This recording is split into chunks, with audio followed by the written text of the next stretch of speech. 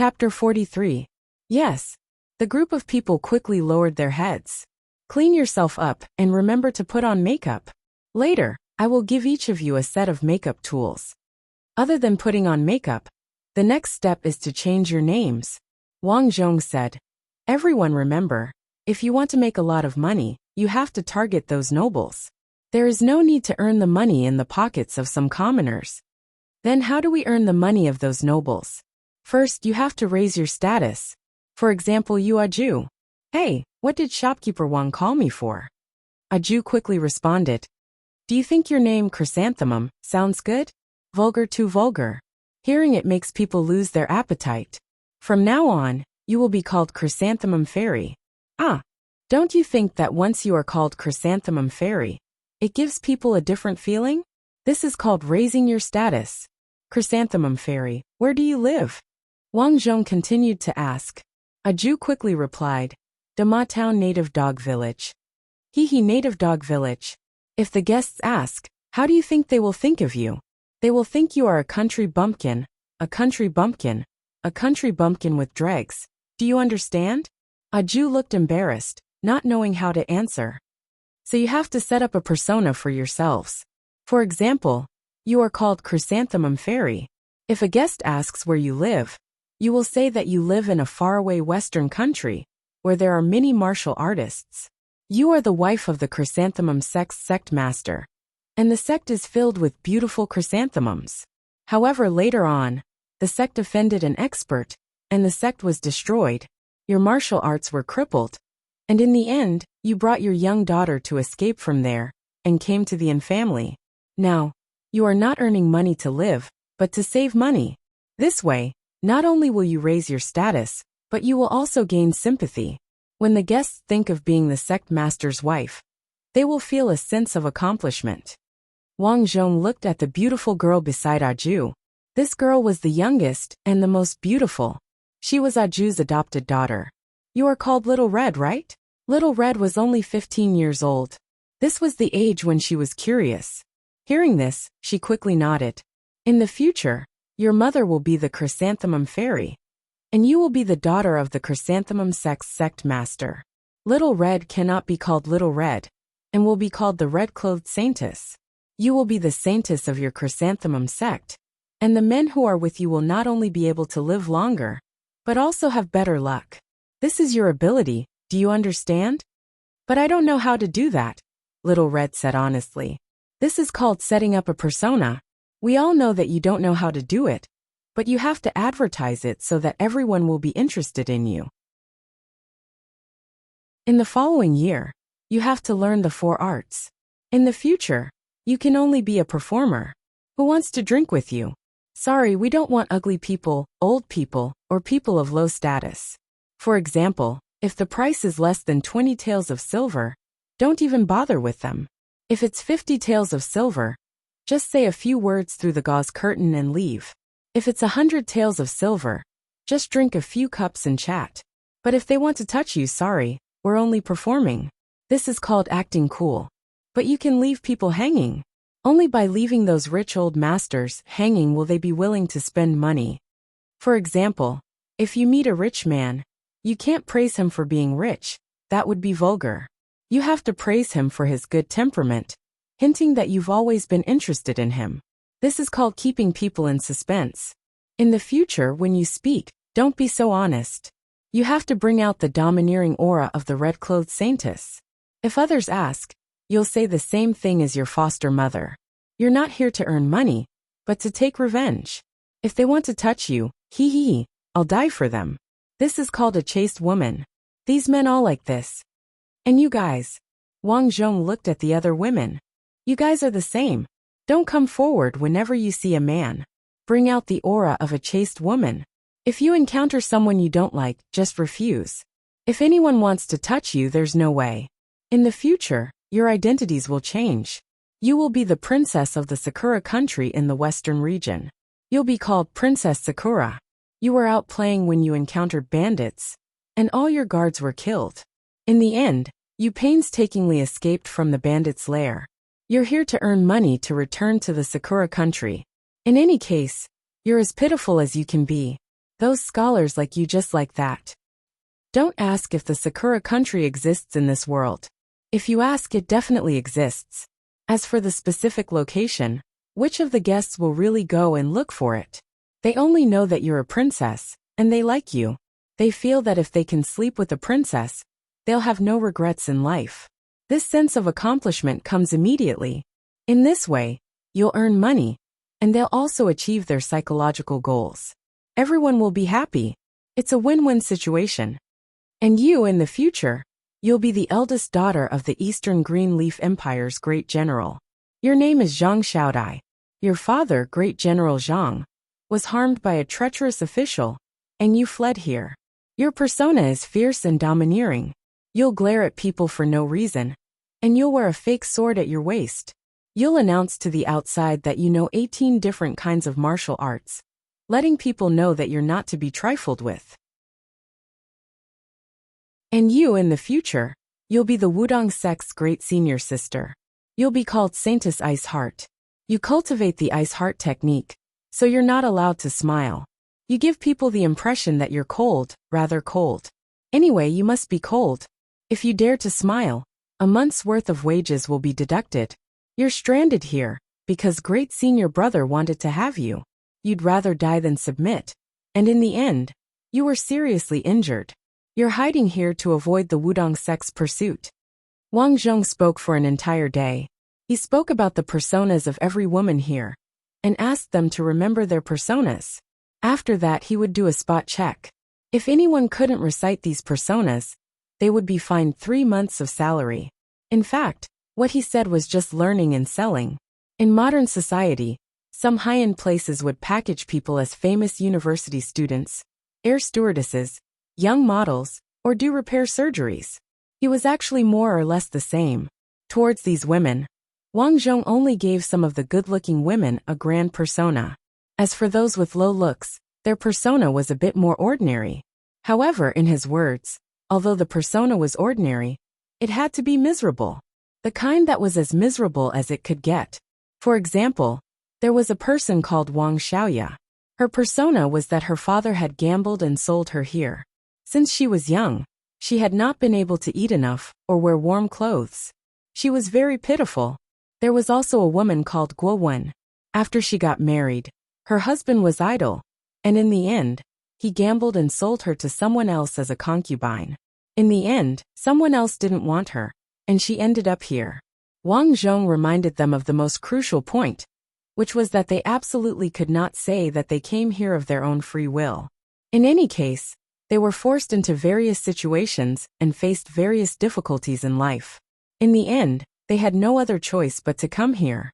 In other words, he was trying to gain sympathy. Following that, in order to recruit more good-looking women, Wang Zhong asked Arju to contact some of the women she knew. These people were all willing to live in poverty, and all of a sudden, they recruited another 10 or so. After that, Wang Zhong specially recruited lawyers and teachers to teach them how to read, write, play the zither and paint. There were a few people who learned martial arts, and Wang Zhong personally taught them martial arts, training them to be valiant and heroic. After half a year, the temperament of the group of women had changed a lot.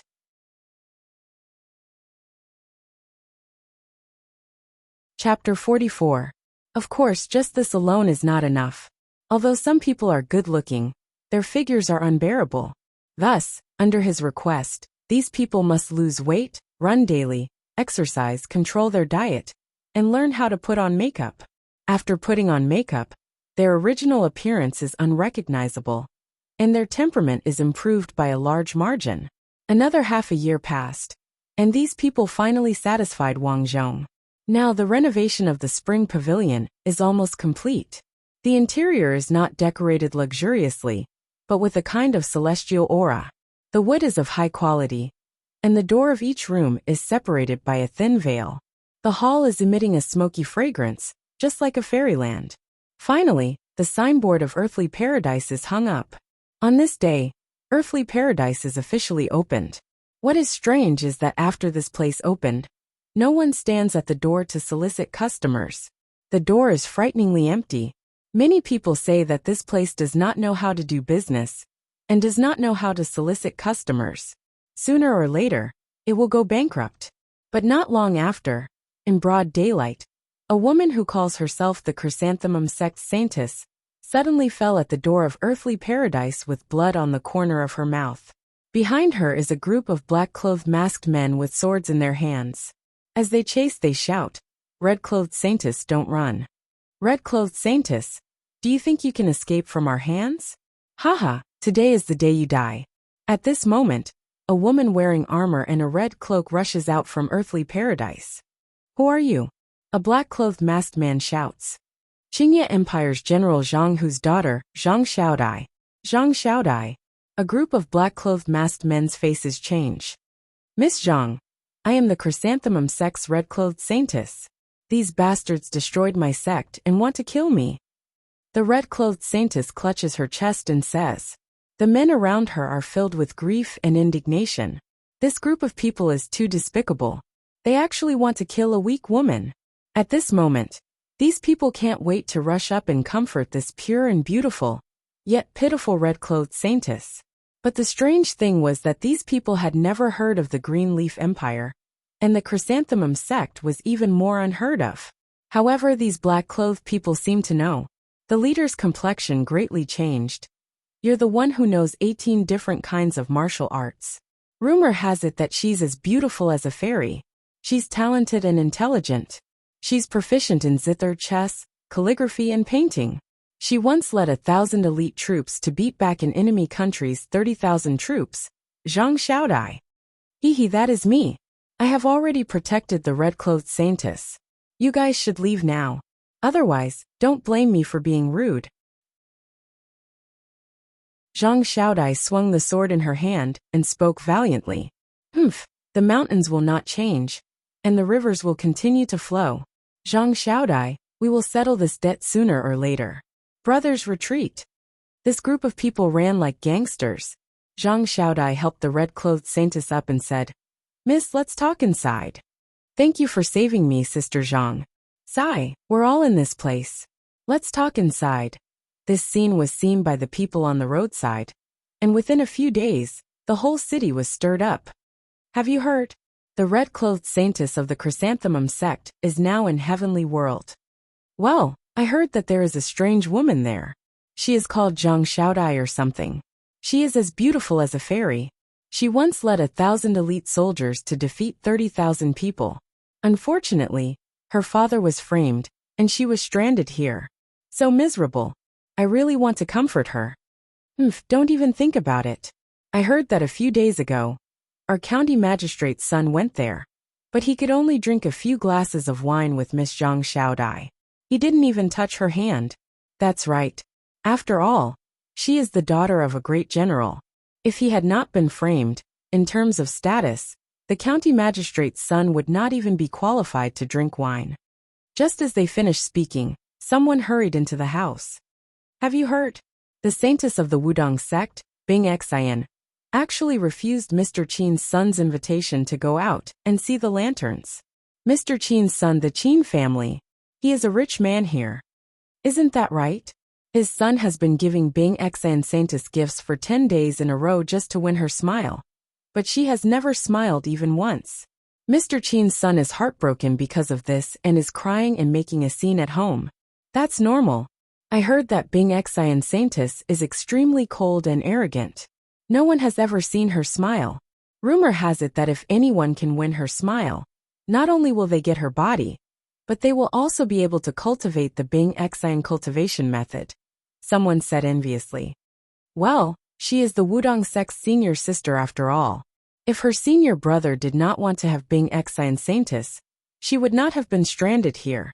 So it is normal for her to be unhappy." Someone said regretfully, "What a chaste woman. It is rare that Mr. Qin's son has the patience to pursue her." Tisk tsk tisk. Now, as long as people were chatting in the tavern, they would talk about heavenly earth. It couldn't be helped. Every woman in the story had their own story. Some people liked the cherry blossom princess, some liked the ice heart saintess who never smiled. Even more people liked the top girl, the red-clothed saintess of the Chrysanthemum sect. These women all had one thing in common. and that was that they only sold their skills. Princess Cherry Blossom liked to paint. Bing Xa and Saintis knew fist techniques. Miss Zhang Xiaodai was the fiercest, and she knew how to use a sword, while Bing Xa and Saintis was proficient in the four arts. Of course, there were also people who wondered why these amazing women were all gathered in one place. Later, there were rumors that the boss behind Heavenly Earth was a man with remarkable abilities. He had traveled outside for many years and met Princess Cherry Blossom, Bing Xa and Saintis, and the others, so he invited them here. No one knew where this rumor came from. In short, although there were people who doubted the identity of these women, once someone refuted it, a group of people would immediately jump out to defend these women. There was no way around it. There were too many people who liked them. They were called die-hard fans. Fortunately, Wang Zhong had made them not go out to meet people for a year. After that, when they met people in Heavenly Earth, they also wore veils. Therefore, many people who had seen them before did not recognize them. However, Wang Zhong had thought about it. Even if they recognized them, it was fine. Communication was not developed in ancient times, so it was not a problem for a few people to know. After a year, Wang Zhong never expected that Heavenly Earth would earn so much money. The speed at which they earned money was equivalent to 2 years of income from his 3 hot pot restaurants. It wasn't just him. The ladies in Heavenly Earth also earned a lot. Furthermore, the ladies realized that it wasn't as tiring as before. Every day they would paint, play a few tunes or chat with the guests. They earned a lot of money. In the past, the young masters in literati, who ignored them, were now begging to see them. Such a situation was something they never dared to imagine. On the surface, Wang Zhong was still manager Wang, who opened 3 hot pot restaurants in the city. But in reality, he was the boss behind Heavenly Earth.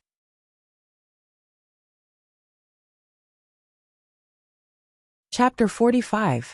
While Wang Zhong was running his business, he never forgot that the laws and political power of the ancient times were unstable. For example, in his previous life, a simple storm could cause the houses of the farmers to collapse. Because of the disaster, there were riots in many places. In this life, the strength of the Qianzhou country was clearly much stronger. This was mainly due to the good governance of the current emperor. In addition, since the founding of the Qianzhou country, the country was prosperous and the people were peaceful. Therefore, the people were getting richer and richer. However, after so many years, the old emperor was getting old, and the country's system was gradually becoming rigid. If this continued, it would be difficult to guarantee that nothing would happen. Therefore, in order to let himself and his family settle down, he followed the method of his previous life and ordered the blacksmiths to make iron pipes for him to prepare to make flintlock guns. Now that he had experience, Wang Zhong only ordered the blacksmiths to make iron pipes of the same caliber. The length and caliber were divided into 2 types. The size and caliber were given to the blacksmiths according to the blueprint. Now he had already made more than 300 of these iron pipes. The iron pipes were easy to make, but the delicate work of making the handle and trigger had to be done by the carpenters. Therefore, it took a long time. Every time a gun was made, Wang Zhong would personally check it, add gunpowder, throw a few iron balls and shoot. He wanted to find the feeling of shooting in the past. After that, he would personally call his sons, Wang Long and Wang Jun, to learn how to shoot. Even his daughter, Wang Xiaoqiao, had to learn. Wang Zhong was very strict with the education of his children. When they were young, they had to learn how to read and write. After that, he gave each of them a piece of land to learn how to farm. This was to cultivate their spirit of endurance. Although Guiyueluo and Yalan felt sorry for their children and objected to Wang Zhong's education method several times, they still couldn't persuade Wang Zhong in the end. Wang Zhong didn't waste any time. Apart from managing his business, he would also find the best doctor in the city to learn from him.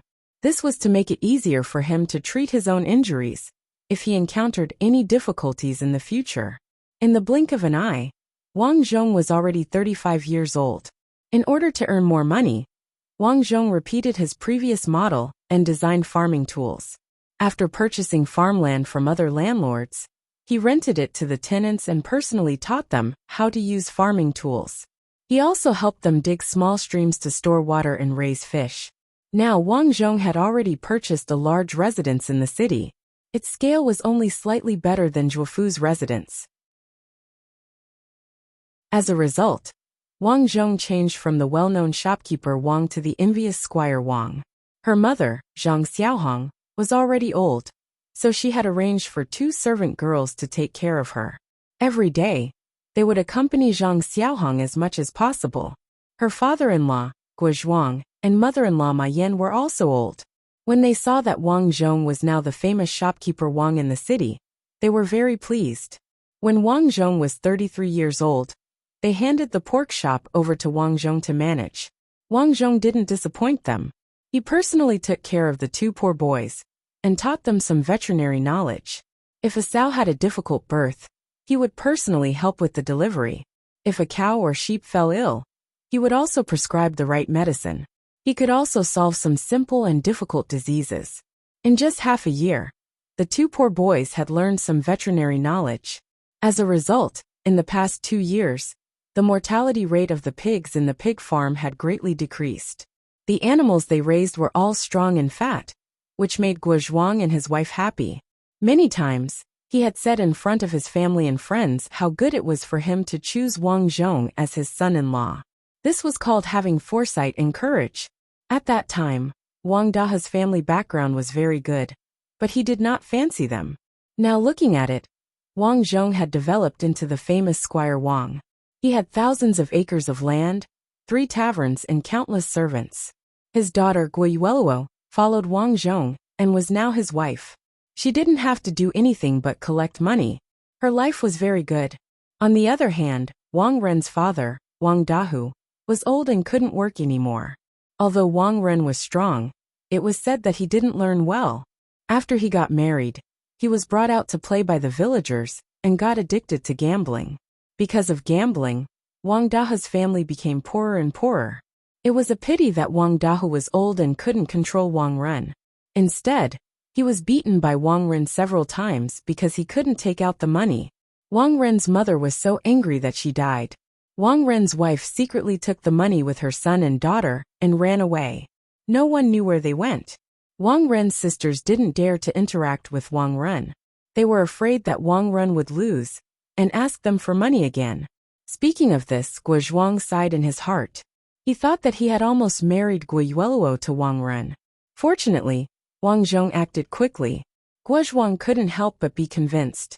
However, he still said that it was lucky that he was bold and had good eyesight. That was why he let Wang Zhong marry his daughter. Hearing these words, Ma Yan shook her head. It seemed that it was lucky that she stopped him from teaching Wang Zhong a lesson. Otherwise, there would be a gap in their family. Their days were getting better and better. However, they didn't expect that the late emperor would pass away in the winter 2 years later. Although there weren't any melodramatic scenes of the princes fighting for power in the Qianzhou royal family, Wang Zhong also learned from some people that because the crown prince had just ascended the throne and his regime was unstable, 3 neighboring countries were eyeing him covetously. Not long ago, the nomadic country in the east, the country of Ox, harassed their borders.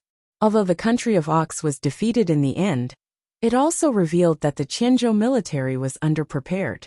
Because of many years of peace, the soldiers didn't have the weakness of fighting spirit. A month before the new year, bad news came. The 3 countries in the east, the country of Ox, the Gaoan Empire, and the Great Sun country, which was originally a subsidiary country of the Qianzhou country, joined forces to attack the Qianzhou country.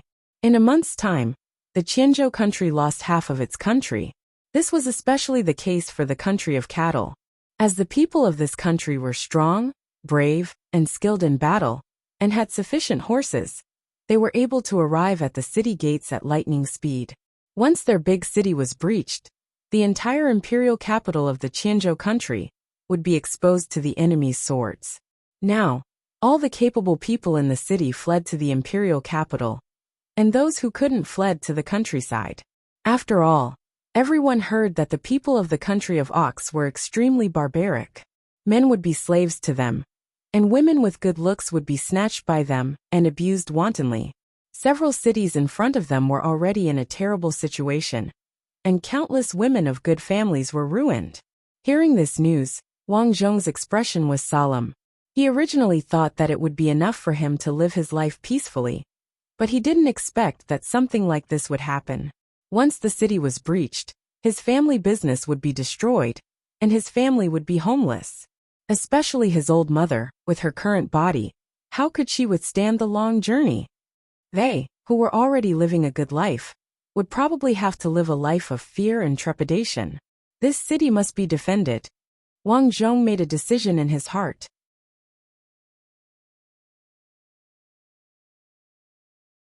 Chapter 46. Father, let's go. I saw the Qin family, the Sun family, and several other big families leave with their carriages early in the morning. If we don't leave now, there won't be enough carriages. Early in the morning, Wang Long and Wang Jun's two sons knelt in front of Wang Zhong and persuaded Wang Zhong to leave. Look at how useless all of you are. We have so many people in our family. Even if we run to wherever we go, your grandmother is already so old. Will her body be able to take it? Wang Zhong scolded. Furthermore, those people haven't even fought their way in yet, and you're already so scared. Father, I'm not afraid. But if you and mother stay here, I'm afraid something will happen. Wang Long said with a sad face. Wang Jun also nodded. You go first. We'll stay here. Fine, leave this to me. I'm not an old fool. Wang Zhong snorted. Have you forgotten that we have flintlocks? But I remember that we only made 1,000 flintlocks. It's not enough. Wang Long said. Father, the enemy has 30,000 soldiers. Yesterday, I heard from the governor that there are only 5,000 soldiers in the city. Although there are reinforcements from the capital, they won't arrive until 7 days later. We can't stop them. Wang Jun analyzed. Yalan walked to Wang Zhong. Husband, what should we do?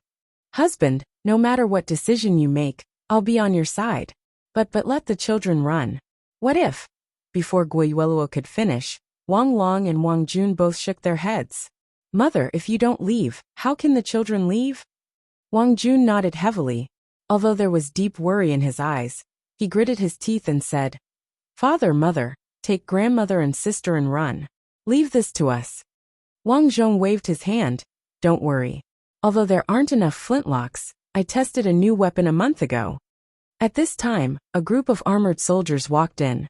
Shopkeeper Wang. When the leader saw Wang Zhong, he quickly cupped his hands and said, I have brought 1,000 soldiers with me. Do you really have a way to fight the enemy? This person was Zhao Jie, the general of the city defense. A few days ago, when he was at a loss on how to defend against the invading enemies, Wang Zhong brought people to find him and said that he had a way. He then showed Zhao Jie his flintlock. After seeing the power of the flintlock, Zhao Jie was overjoyed. But the problem was that there were too few of them. The country of Ox had a lot of heavy cavalry, a total of 10,000 heavy cavalry, and 20,000 infantrymen. Infantrymen were still manageable, but once the cavalry charged, the flintlocks would be useless. However, Wang Zhong said that he would look for him in a few days. He had a way to deal with the enemy. General Zhao, the new weapon I designed is ready. Please follow me to the open-air plaza. All right. At the same time, on the country of Ox's side, 30,000 soldiers had already set up camp in the wasteland outside the city. The surrounding villages were robbed clean by the country of Ox's people. Countless people were killed and corpses were strewn all over the place. Countless people fled in all directions, their families separated. As for Wang Dahu's family, because they couldn't escape in time, Wang Dahu and his son both died in the hands of the country of Ox's soldiers. At this moment, in the country of Ox's camp, Grand Marshal Niu Chong looked at the map of the city and said coldly to his subordinates, This citadel is the most convenient city for Qianzhou to get to the imperial capital. The general guarding the city is called Zhao Jie. This person's father was the founding general of the country and had followed his father to war. He can't be underestimated. Grand Marshal, no matter how strong this person is, according to our intelligence, there are only 5,000 soldiers left in the city. Although the 20,000 reinforcements from the imperial capital are here, it will take another 7 days. This period of time is enough for us to break into the city and take Zhao Jie's head, a burly man said fiercely. He cupped his hands and shouted, Grand Marshal, I am willing to be the vanguard and break into this citadel. Brother Nyohan, why are you in such a hurry to break into the city? A soldier on the side joked. Nyohan laughed. To be honest, Grand Marshal, I have heard that there is a place in this citadel called Heaven on Earth. There are many strange women there, such as the wife of the Chrysanthemum sect leader, the Chrysanthemum Fairy. I heard that although she is already 40 years old, she is very charming. There is also the Chrysanthemum Fairy's daughter, who is the Chrysanthemum sect saintess, known as the Red-Clothed Saintess. If anyone can get her, not only will they be able to obtain a cultivation technique, but they will also be able to live longer. I am willing to take her and give her to the Grand Marshal. When the other soldiers heard this, their hearts skipped a beat. The soldier who spoke before said suspiciously, Chrysanthemum sect. I have never heard of this sect. This Nyohan actually didn't know what the Chrysanthemum sect was. But in order to show that he knew more, he retorted, that is because you are ignorant. The Chrysanthemum sect is located in a distant western country and has been passed down for hundreds of years. There are countless disciples in the sect, and it only became like this because it was framed by the enemy. That's right, I heard that the Qingye Empire's general's daughter, Zhang Xiaodai, is also there. That Zhang Xiaodai once used 1,000 elite soldiers to defeat 30,000 elite soldiers. Not only is she proficient in martial arts, but she also knows the art of war. Another person said, Zhang Xiaodai. Grand Marshal Niu frowned. This woman is actually so strong. This time we have 30,000 elite soldiers, but the enemy has 5,000 soldiers. If Zhang Xiaodai makes a move, Nyohan smiled. Don't be afraid. Our soldiers are strong. If Zhang Xiaodai dares to make a move, I will be the first to take her down. When the time comes, we will let her know how strong we are. Everyone smiled wretchedly, but Grand Marshal Niu was still vigilant. Since it is still early, we still need to collect more information about the citadel to avoid making a big mistake. After all, although we have already taken over half of the cities in the kingdom of Qianzhou, the main military strength of the kingdom of Qianzhou is still there. If we wait for them to react, we will suffer a great loss. Therefore we must be careful. Yes, Grand Marshal. Okay, go and prepare. We will challenge them the day after tomorrow. Yes.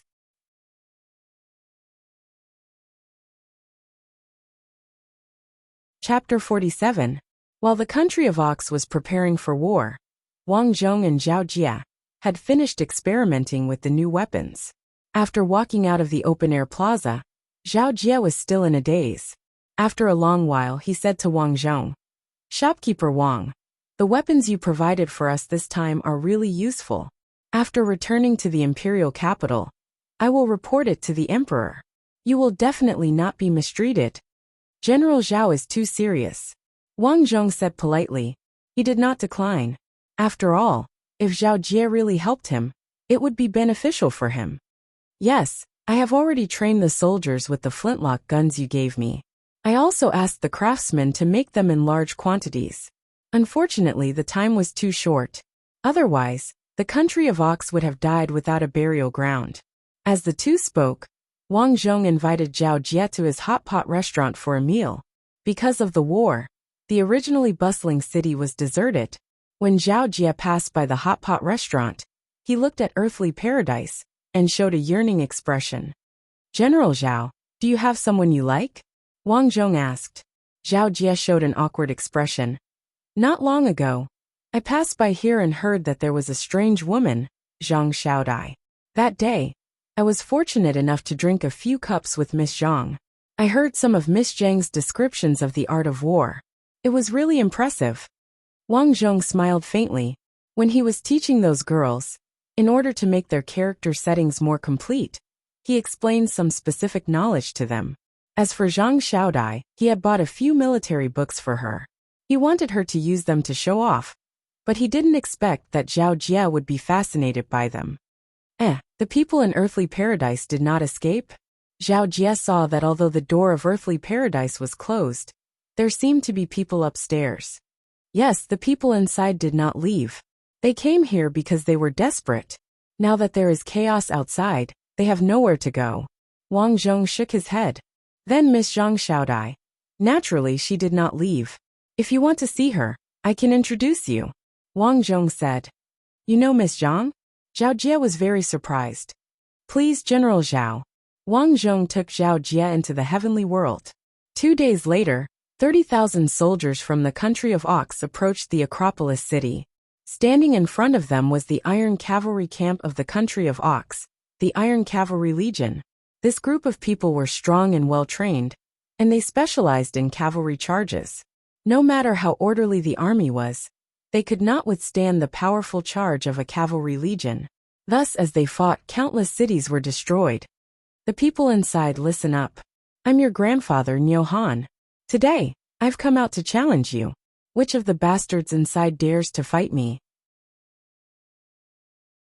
Niu Han rode on his warhorse and held a giant saber in his hand. He pointed at the city and shouted. This was called a challenge. In ancient times, before a war, the general would challenge the other party.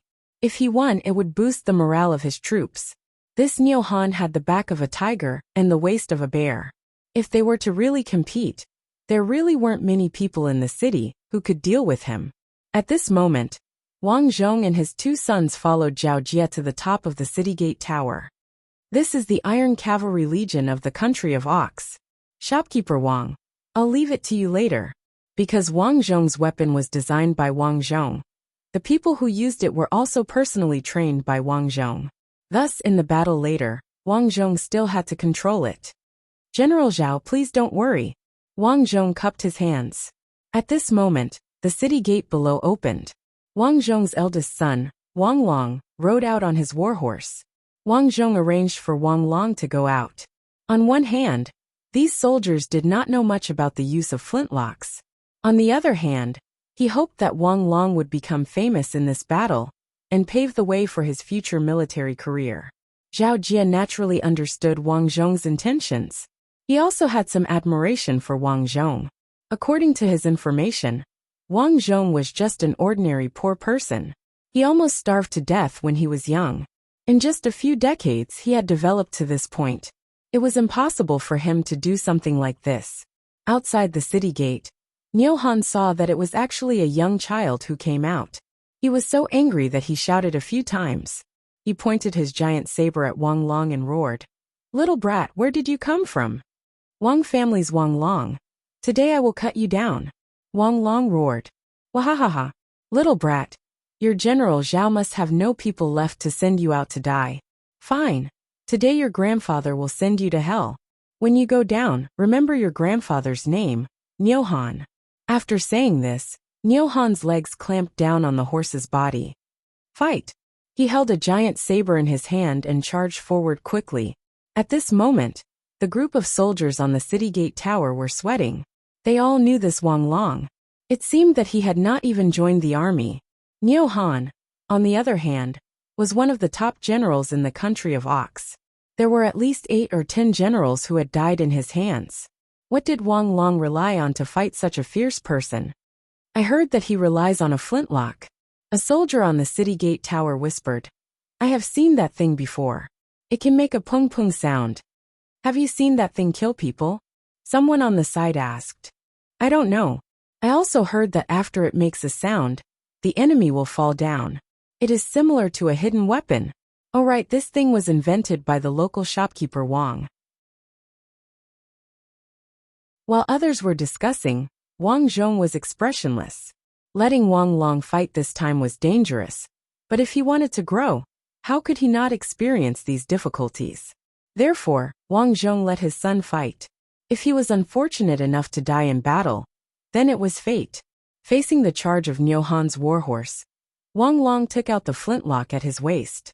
Although he was nervous, his movements were not slow. The gunpowder had already been filled. Now he only needed to load the iron balls. He threw the iron balls into the muzzle of the gun and aimed at Niu Han. Niu Han was puzzled. This guy actually did not use a saber. Was he scared silly? Go and die. Niu Han roared. Wang Long did not fire. He was waiting. He had fired this gun countless times. He knew that the range of the gun was 20 to 30 meters. In order to ensure high accuracy, the best shooting distance was 10 meters. Finally, Nyo Han charged to a distance of 10 meters. With a pung sound, the flintlock fired. Nyo Han did not have time to react, and fell down with his horse. Something unexpected happened. The group of people from the country of Ox were shocked.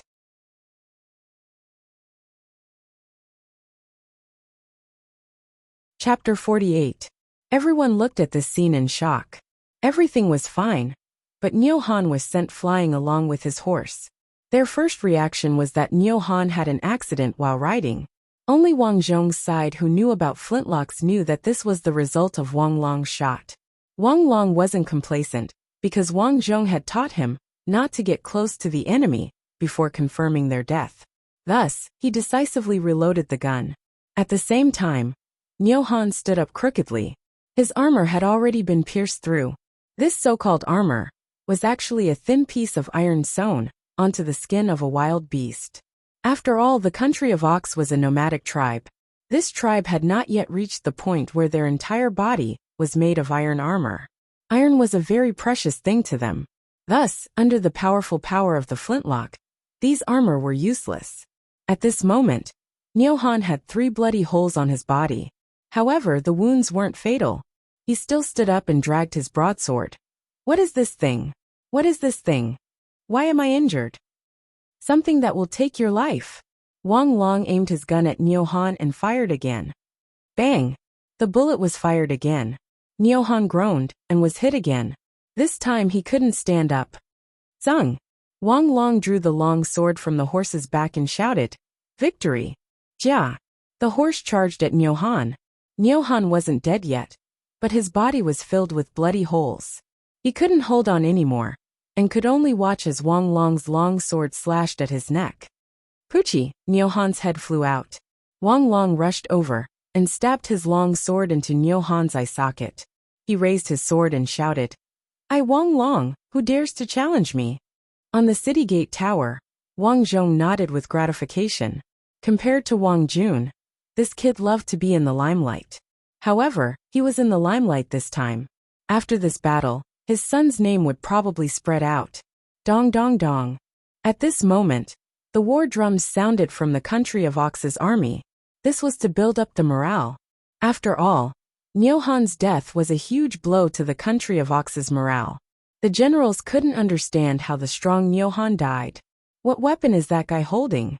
Marshal Nyo stared coldly at Wang Long and asked, "I'm not sure, but I think that Wang Long was able to kill Nyo Han because of his weapon. That weapon should belong to the hidden weapon category. If it was a one-on-one fight, he would not be a match for General Nyo Han." Everyone nodded in agreement. This kind of weapon is too dangerous. Inform everyone that General Nyo Han was injured by the enemy's hidden weapon. These people from the Qianzhou country are really insidious and cunning. The enemy's strength is not enough to defeat General Nyo Han. Since they can't defeat him, they actually used hidden weapons. We must avenge him. Marshal Nyo ordered. Yes, Marshal. His subordinates went to inform the others. Their intention was simple. Although Nyo Han had died, they wanted to tell the whole army that Nyo Han's death was unjust. He did not die in battle, but was killed by a hidden weapon. Sure enough, the morale of the entire army was raised by a few notches. Many people were filled with righteous indignation when they found out that General Nyo Han was killed by a hidden weapon. Revenge! I have to avenge General Nyo Han. The people from the Qianzhou country are too insidious. Since they can't defeat us, they actually used hidden weapons. Kill them all. At this moment, several riders rode out of the camp and shouted, "Despicable and shameless people! How dare they use hidden weapons to frame General Nyo Han? Avenge him! Haha! Since they can't defeat us, they use it together? Good." Wang Long snorted and decisively took out 2 long spears from the back of his horse.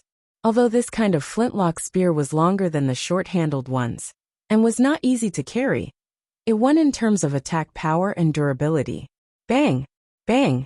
2 shots were fired, and the 2 pursuers fell to the ground with a thud. Wang Long did not want to tangle with these people, and decisively ran towards the city gate. Dong, dong, dong. The war drums from the country of Nyo were beating more and more urgently.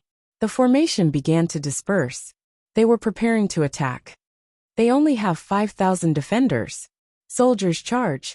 The city wall is only 5 meters tall. The first one to reach the top of the city wall will be promoted to deputy general. He will be rewarded with 1,000 taels of silver and 3 beauties. Those who kill more than 20 enemies will be promoted to deputy general. Those who kill more than 10 enemies will be rewarded with 1,000 taels of silver. In order to raise the morale of the soldiers, the generals who led the soldiers to charge shouted. In an instant, the morale of the entire army was raised. Everyone's eyes were red as they rushed towards the city wall. This wasn't for the war, but for the future, for the position, for money, and for women. In other words, they were all fighting for themselves. Wang Zhong stood calmly on the city wall. The others beside him were getting nervous. After all, there were too many people rushing over. Due to years of peace, there were less than 1,000 arrows and less than 10,000 caddies of hot oil in the city.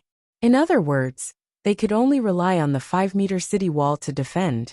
They couldn't help but look at the round objects by their feet. These objects were said to be made by a shopkeeper named Wang Zhong. One only needed to ignite a fuse on the side of the round ball and immediately throw it under the city wall.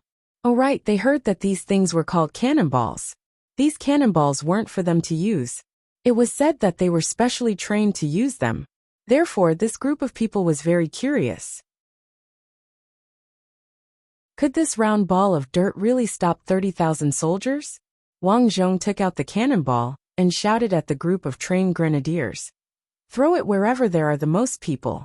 But remember, throw it when you light it. You all know how powerful it is. If you light it and still keep it in your hand, no one will come to collect your corpse. That's right. Wang Zhong had been introducing these homemade bombs to General Zhao Jie these days. They were also the so-called homemade bombs. The manufacturing process was very simple. After firing a fist-sized clay jar, one would fill it with gunpowder and crushed stones. Then, the mouth of the jar would be sealed with mud. A fuse would extend from the mouth of the jar. This fuse would burn for about 7 to 8 seconds. He purposely left it a little longer. After all, these people hadn't been trained for a long time. If the fuse was too short, it would be troublesome if something happened. Kill! The battle cries of the country of Ox shook the sky. What made these people feel strange was that the city wall didn't even release a single arrow. They must be scared. Everyone was overjoyed. These bunch of bastards are scared. Raise the scaling ladders and climb up. With an order, 20 scaling ladders were carried up to the city wall by a dozen people. Ram the city gate. 20 muscular men carried a huge round log and were already very close to the city gate. Everyone's palms were sweating as they stared at Wang Zhong. Even Zhao Jie was the same. They were waiting for Wang Zhong's order. Everyone get ready. Wang Zhong looked down calmly. Light the fire.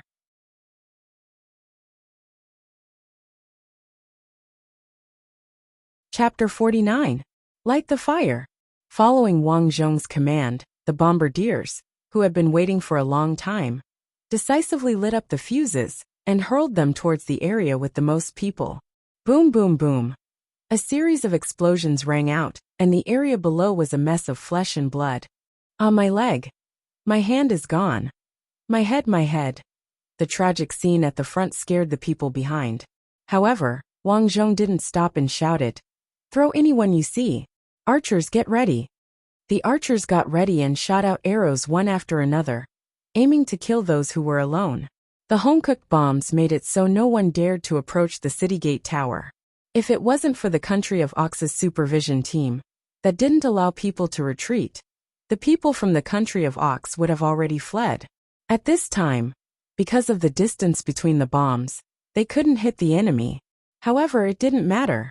Soon, the city gate tower opened, and a flintlock troop of about 1,000 men rushed out. They fired at anyone they saw, and soon, a group of people fell down crying for their parents. Moreover, because of the gunshots, these war horses that had never heard gunshots before were so scared that their legs went soft. Most of them fled in fright. In this battle, The originally majestic and insufferably arrogant country of Ox suffered heavy casualties. In the end, they threw away their armor and fled in all directions. Marshal Niu brought the remaining 3 generals and thousands of men to retreat overnight. When the news of the great victory spread, the imperial capital was shaken. 3 days later, the reinforcements arrived. A few days later, the imperial capital brought the emperor's imperial edict. Because of Zhao Jie's contribution in defending the city, he was promoted to imperial general. As for Wang Zhong, he knew that treasuring a jade ring was a crime.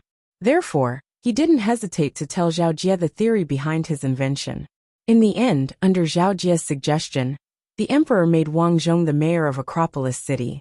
After that, according to Wang Zhong's flintlock manufacturing, the country of Qianzhou found all the blacksmiths around the imperial capital to forge the barrel of the flintlock gun overnight.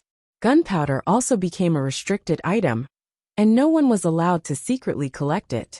3 months later, the newly ascended emperor, Wu Zhang, personally led 10,000 flintlock troops to reclaim the lost land.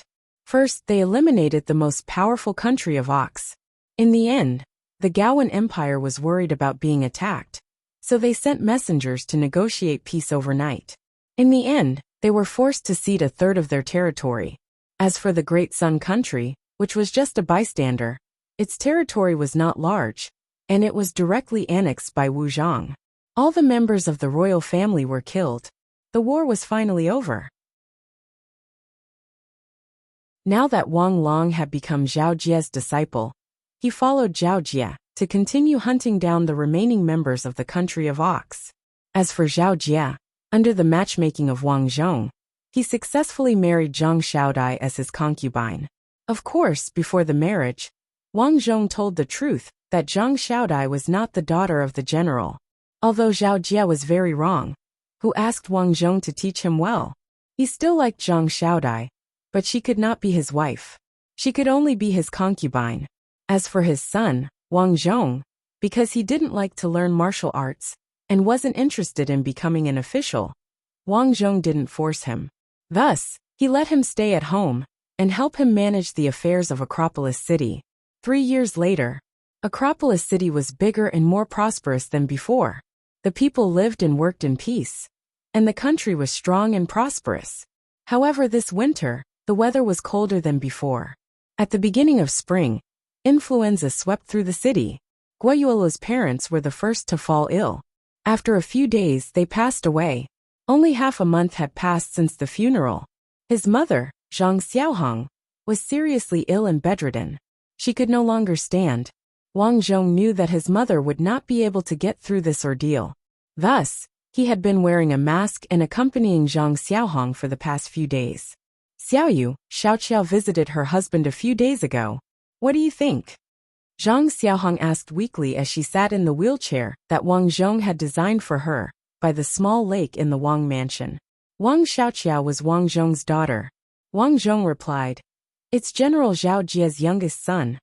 Yes, no matter how good his background is, it still depends on his character. If a woman doesn't marry well, every day will feel like a year. Cough cough. Mother, that person's character is not bad. Yes, that's good. Don't learn from your father and gamble. I understand. Cough cough cough. Zhang Xiaohong's cough became more and more serious. Let's go back to the house. There's no need. I haven't been in the sun for a long time. Xiaoyu, I'm afraid I can't take it anymore. Sometimes I feel really happy. Even if I was beaten by your father and bullied by your father's relatives, I'm happy when I see that you're sensible. Wang Zhong listened quietly. Today's sun was pretty good, and it made people feel warm and comfortable. Zhang Xiaohong was quite talkative today. As she spoke, she gradually fell asleep. Master, a maid walked over. Go back to the house and prepare. Let the old madam lie down and rest. Yes, master.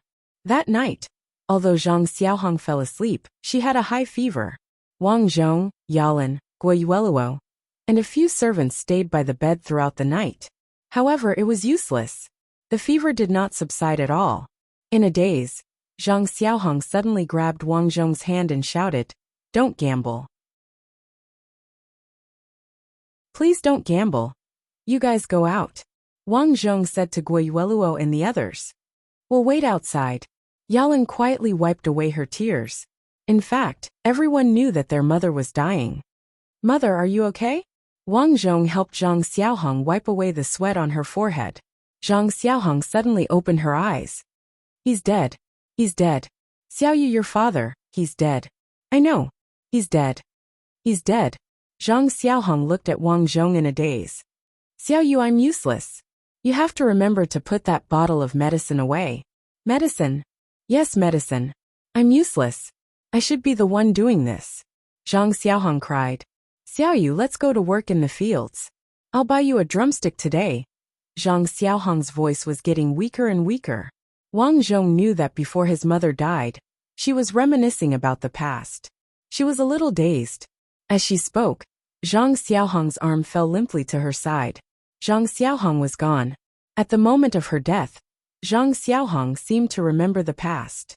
She carried the young Wang Xiaoyu to work in the fields. At that time, a drumstick was the most precious food. She always wanted to leave the best for Wang Xiaoyu. Phew! At this moment, Wang Zhong remembered what happened that night. His mother knew about the poison. In fact, she always knew how Wang Daong died. Mother is dead. Wang Zhong shouted at the door. The people outside pushed the door open and came in. Guiyueluo and Yalan were crying. Wang Zhong walked out with his hands behind his back. He seemed to see Zhang Xiaohong's figure working in the fields in the dark. However, the figure became more and more blurry. In the end, she walked further and further away.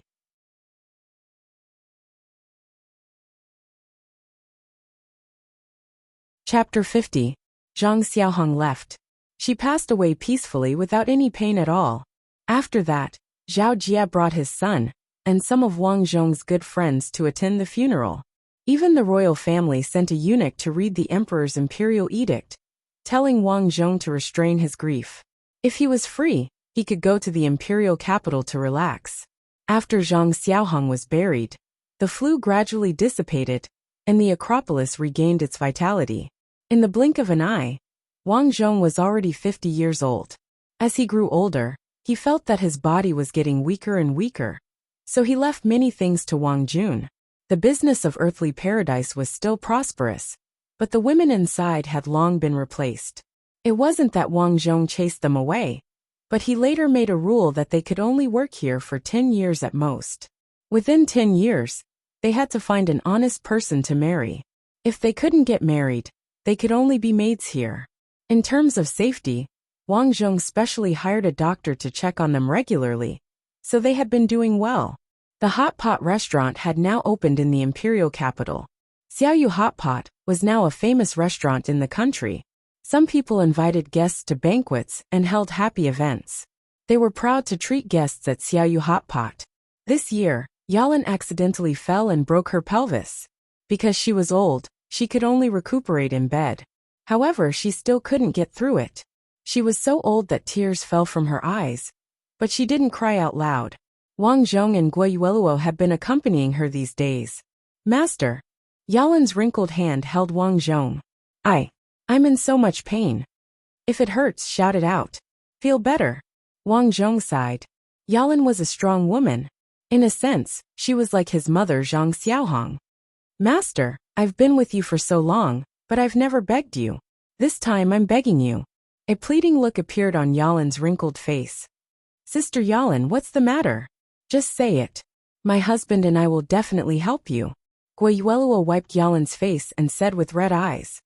All right, go ahead, Wang Zhong said. Help me die. Yalan clutched tightly onto Wang Zhong's hand. It's too painful. Living on is truly torturous. Sister Yalan, you'll get better.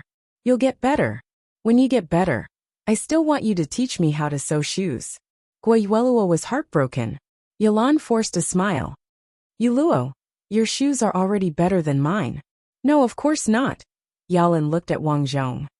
Master Xiaoyu, I'm begging you. His voice was close to pleading. All right. Wang Zhong nodded solemnly. For Yalan, this kind of pain was worse than death. Being alive was a burden to her. Wait here. Wang Zhong waved his hand and left. He personally went to the pharmacy to prepare the medicine. In the past, He had studied Western medicine, the kind that was not mainstream, so he knew nothing about Chinese medicine. However, he had not wasted all these years. He had also learned from some doctors, so he knew that some herbs could be used as poisons after being mixed. Soon, a sweet medicinal herb with a numbing effect was prepared. It could cause people to die painlessly. When he returned home, he personally brewed the medicine and brought it in.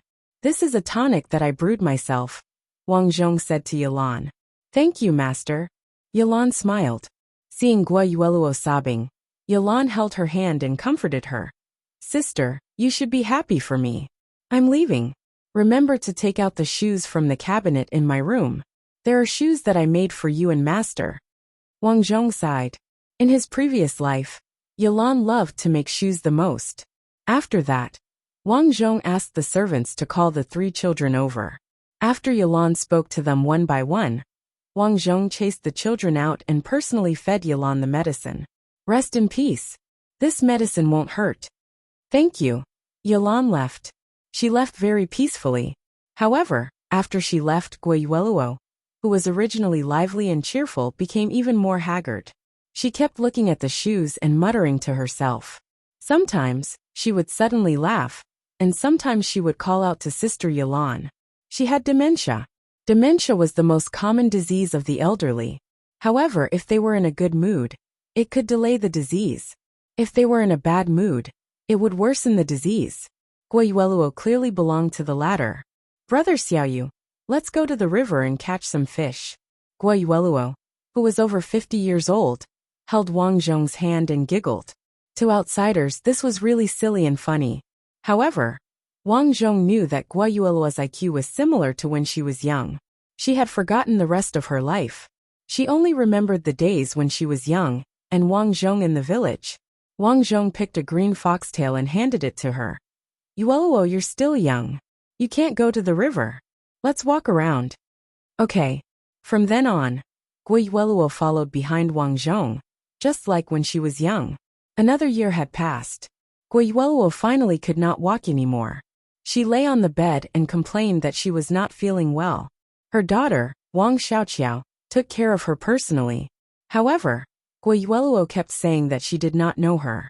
She would only smile like a child when Wang Zhong came over. "Brother Xiaoyu, I'm your wife now. My father asked you for so little as a betrothal gift. You have to treat me better in the future." In the middle of the night, Guo Yueluo spoke in a deep voice. Wang Zhong's heart skipped a beat. As Guo Yueluo was afraid of the dark, the candles were always lit. Under the illumination of the lights, Guo Yueluo leaned against Wang Zhong and revealed a gratified smile. "You have to treat me better in the future." Her voice became softer and softer. Finally, there was no sound. Guo Yueluo left without a sound. When Wang Zhong woke up, he saw that Guo Yueluo was smiling. She seemed to be reminiscing about the happy days in the past. However, her body was stiff. 7 days later, Guo Yueluo was buried next to Yalan's grave. "I don't have long to live either." With the passing of his 2 wives, Wang Zhong knew that he did not have long to live either. At the end of a month, he called his 2 sons together and gave them some instructions. In terms of the family business, Wang Long had become a general in the imperial court. Therefore, the large family business was managed by Wang Jun. Wang Zhong trusted these 2 brothers very much. "Wang Long, Wang Jun, after I leave, remember to visit your sister when you have time. Your mothers loved her the most when she was young. If she doesn't live a good life, she will not forgive you in the afterlife." Wang Zhong put his hands behind his back and looked at the pile of green foxtails in the front yard. He had planted these after Guo Yueluo's death. As he looked at the pile of green foxtails, he could almost see Guo Yueluo walking in the field with the foxtails. "Father, you will definitely live a long life." His daughter, Wang Xiaoqiao, hugged her child and cried. Wang Zhong smiled. "All right, children, I will leave the future to you." After that day, Wang Zhong continued to stay in the mansion. When he was free, he would read books and identify medicinal herbs. Days passed by one after another. 3 years later, Wang Zhong didn't expect that one night, his heart would suddenly hurt. He felt as though he couldn't breathe. In just a few seconds, he felt everything before his eyes turned black, and he didn't know what had happened. The next day, the maid who changed Wang Zhong's clothes walked into the room. When she saw the stiff corpse on the bed, she screamed and ran out crying, "Master! Master is dead." On this day, Wang Zhong passed away.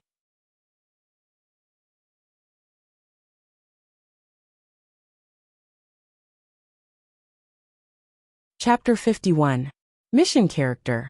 Farmer Wang Dayong's son, Wang Xiaoyu. Mission Objective. I don't want to be looked down upon by others. I don't want to live a poor life where I don't have enough to eat, don't have enough to wear, and can't even find a wife. I want to be rich. I want to live a good life with my mother. Completed. Lifespan 58. Partner 2. Your partner followed you when you weren't in a good condition. Although they were born ordinary, you all lived a good life with your hard work. Offspring 3. Your strict education made your offspring outstanding in their respective fields. Achievement evaluation. You used your first game to successfully reverse your life. After that, you relied on your own hard work and strategy to reach the peak of your life. Your mother and family all lived a good life with you. You didn't disappoint them. Reward received. 9,050 experience points. Planet Yellow Earth. Inside the federal prison ward. Just like the last time, when he woke up, there was a sound in his mind that said, "Start saving memory." Wang Xiaoyu's memory of this life was sealed again. Wang Zhong felt that this was a good thing. He didn't want the memory to be too big and overload his brain. It was the same time as when he entered the game. It was still daytime. After waiting for a while, the nurse pushed the cart in again.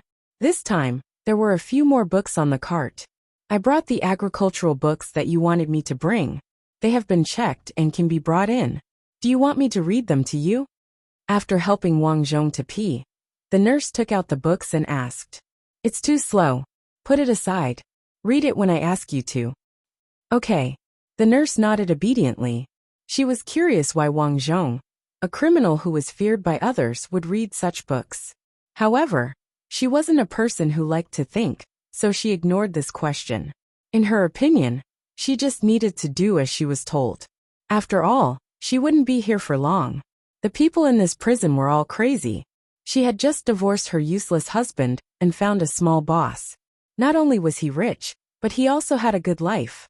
Therefore, she did not need to guard this small piece of land and serve these criminals every day in fear. She wanted to leave this place as soon as possible. When are you leaving? Wang Zhong looked at the books on the shelf in front of him and asked coldly. 2 more days. Yes. Thank you for taking care of me these days. Sometimes, the nurse could not believe that the Wang Zhong in front of her was the executioner who had killed so many people. He was different from the criminals outside. He was polite and never cursed. He gave her a feeling of gentleness and humility. It was really comfortable to chat with him. But when she thought about what had happened to him on the news, she couldn't help but shudder. It's fine. If you run into any trouble, you can tell me. After all, you've taken care of me for so long, Wang Zhong said indifferently. The nurse squeezed out a smile and thought to herself, I'm afraid you won't be able to leave this place until you die. For the rest of the day, Wang Zhong was reading books. Unfortunately, these books disappointed him greatly. This was because what was explained was all about modern farming techniques, such as mechanical farming, how to effectively use fertilizers, and genetic modification techniques. These things were completely useless in ancient times without modern equipment. It's such a pity for these good books. Wang Zhong sighed and looked at the time. It was already late at night. Just like before, although the prison guard was standing at the door, he was already dozing off. Wang Zhong opened up his system panel. Currently, he had a total of 15,323 experience points. 10,000 experience points could be exchanged for a bottle of life liquid, and an extra 5,000 experience points could be saved for the next game. This should be enough. Exchange.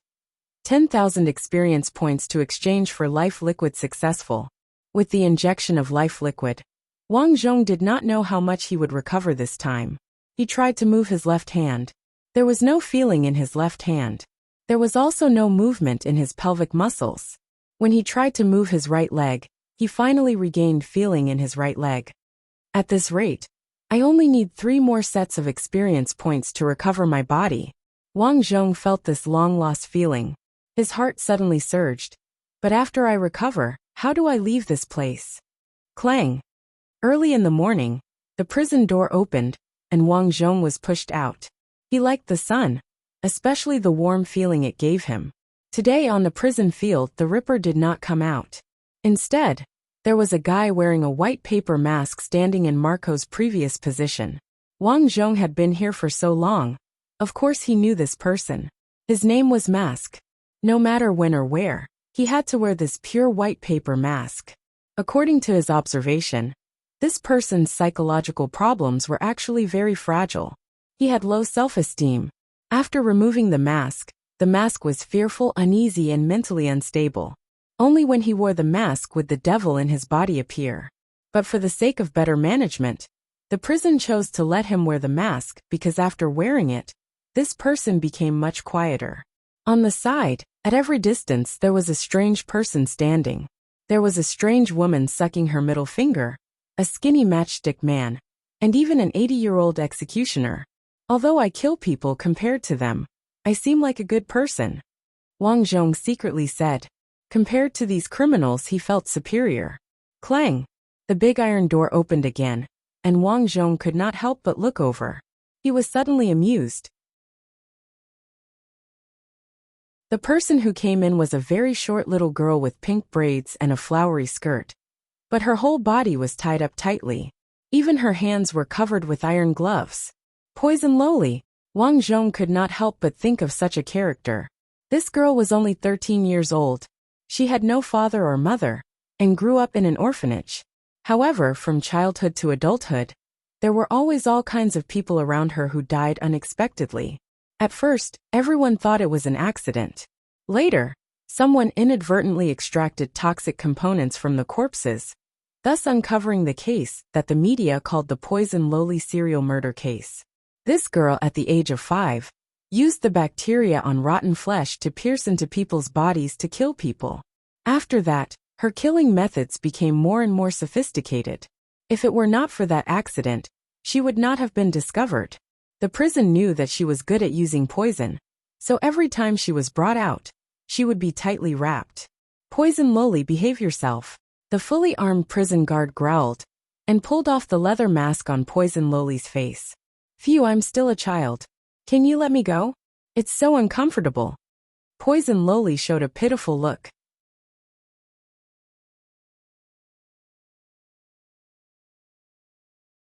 Chapter 52. If they were outside, Venomous Loli's appearance would probably garner the sympathy of many people. However, that was not the case here. The prison guards here were not ordinary prison guards, but specialized in managing the extremely vicious, sinister, and evil criminals. They had received professional and rigorous training. No matter what kind of temptation or threat, they could handle it professionally, unless they were no match. Zung! The prison guard took out his stun baton and mercilessly stabbed Venomous Loli's right arm. Sizzle! Venomous Loli convulsed for a while before helplessly falling to the ground as she trembled. Wang Zhong watched in a deadpan manner. Venomous Loli had only been here for half a year, but she did not spend much time in the field. Furthermore, she was a child. Although she was very good at using poison, she did not have much of an advantage here. After all, even the cleverest housewife could not cook without rice. Without poison, she was just an ordinary Loli that could be bullied by others. Woo woo woo! Venomous Loli sat on the ground and cried. Shut up. You are annoying me. Mask's house had caught fire when he was young, so his face was disfigured. His throat had also inhaled smoke, causing his voice to be abnormal. After being frightened, Venomous Loli stopped crying as she looked at Mask with hidden bitterness. Then she sat on the ground and drew something with a rock. Wang Zhong took a look and saw that she was actually drawing a chemical equation. After a boring day, Wang Zhong got to know a few new serious criminals.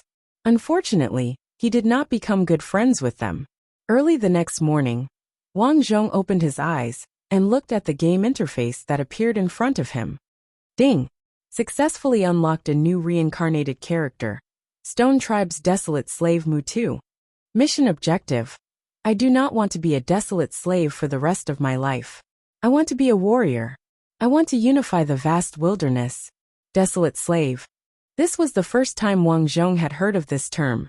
However, from the fact that his reincarnated character was from the Stone Tribe, he had probably experienced the tribal era. This era was still very primitive. There was probably no currency, much less metals like copper or iron. Unfortunately, the mission gave him too little information. He was unable to obtain more information. But it didn't matter.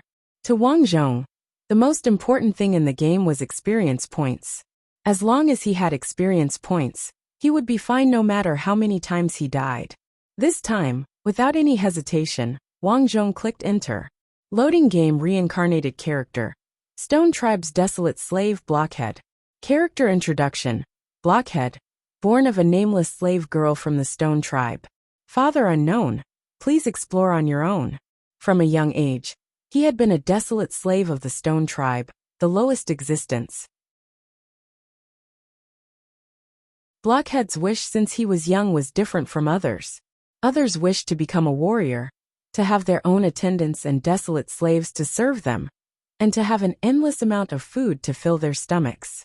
However, his wish was to become the leader of a tribe.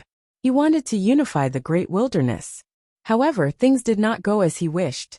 On the day of his death, he was still the lowest desolate slave in the Stone Tribe. Even the mute girl he loved the most had gone missing. In the end, he died with hatred. Mission objective. I don't want to be a desolate slave for the rest of my life. I want to be a warrior. I want to unify the great desolate. Heartwarming tip. As a desolate slave, your status is lowly. Do not attempt to challenge others before you become strong. This is because you do not have the ability or qualifications to do so. Indeed, the so-called desolate slaves are just the slaves of the tribe. How tragic. After experiencing mission after mission, Wang Zhong also understood that his reincarnated life was filled with extreme resentment. Only those who did not have a good life could have such resentment. In other words, it was impossible for him to be reborn in the body of a person who had lived a life of luxury from a young age, unless this person also had great resentment and desire. Unfortunately, such a person was unlikely to have great resentment. However, the difficulty this time exceeded Wang Zhong's imagination. Not only was he a desolate slave, but his mother did not even have a name. Furthermore, he had to explore his father on his own. What kind of world is this? A white light quickly flashed. To Wang Zhong's surprise, his birth was not accompanied by a woman's cry. What's going on? Wang Zhong closed his eyes and felt a warmth wrap around him. This won't do. Elder sister is already dead. I can only cut open her stomach. Woo woo woo. Abba abba. Mute girl, move aside. Otherwise, elder sister's child will not survive. A baffling voice entered Wang Zhong's ears. Following that, he felt his body turn cold. Then, he was carried out for no reason. Combining his modern medical knowledge, he realized that he had been delivered by cesarean section. Furthermore, his mother, Jane Doe, seemed to have died before giving birth to him. How did she die? Mute girl, carry this child. I'll go get some goat milk. Abba abba. The mute girl could not help but speak. She relied on the word abba to speak. However, as she had been talking to the woman beside her for a long time, she could sometimes rely on body language to be understood by others. Wang Zhong felt himself being carried. The person carrying him was very small. He guessed that the person was not old. Soon, a pair of large hands picked him up. Mute girl, why are you letting him freeze? Get a sheepskin and wrap him up. Ababa, the mute girl said. Not long after, Wang Zhong felt that he was wrapped in a warm sheepskin with a strong smell of sheep. He could sense that the environment here was very bad. In other words, they were in the tribal era. They did not even develop the textile industry. Soon, a warm liquid flowed into his mouth. Wang Zhong could not wait to suck it up. Of course, it was not a milk bottle. Instead, he scooped up the goat milk with a wooden spoon and poured it into his mouth. No matter what, I should eat more and try to grow up sooner, Wang Zhong said in his heart. 3 months later, Wang Zhong finally opened his eyes and began to observe the things around him. Half a year later, Wang Zhong stumbled to his feet. In the Stone Tribe, there was a little boy walking around naked. A year later, he had some understanding of the environment around him. Their tribe was called the Stone Tribe. The area they were in was a place called the Wasteland. The land here was boundless. There were all kinds of tribes of various sizes living here. His mother, Nameless, was the same as the mute girl and the other women. She was a desolate slave that belonged to a muscular man called Big Teeth.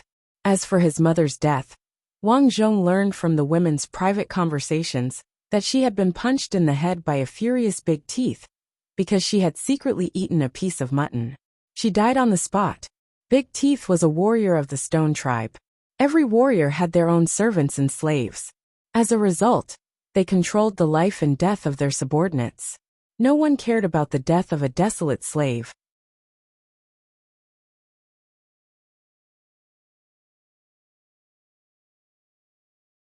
Chapter 53. The Stone Tribe was a medium-sized tribe in the desolate plains. Its leader was called Five Claws. This tribe had been passed down from his father's father's father. His generation was already the 5th generation. The first leader was called Big Claws. He led a few tribesmen to settle down in this area. Later on, more and more tribesmen appeared, forming the Stone Tribe. This tribe was built on a small mountain. Half of the area was made of strange stones, while the other half was the desolate plains. There were many simple houses made of wood, straw, and mud. The Stone Tribe had a strict hierarchy, and there were a total of 5 levels. The leader was Five Claws. All the items and people in the tribe belonged to him. He held the power to kill everyone. If he was interested, he could even visit someone's wife at any time. As the leader, Five Claws was the strongest. He wore a string of thumb bones from his enemies around his neck. Wang Zhong had only seen him once.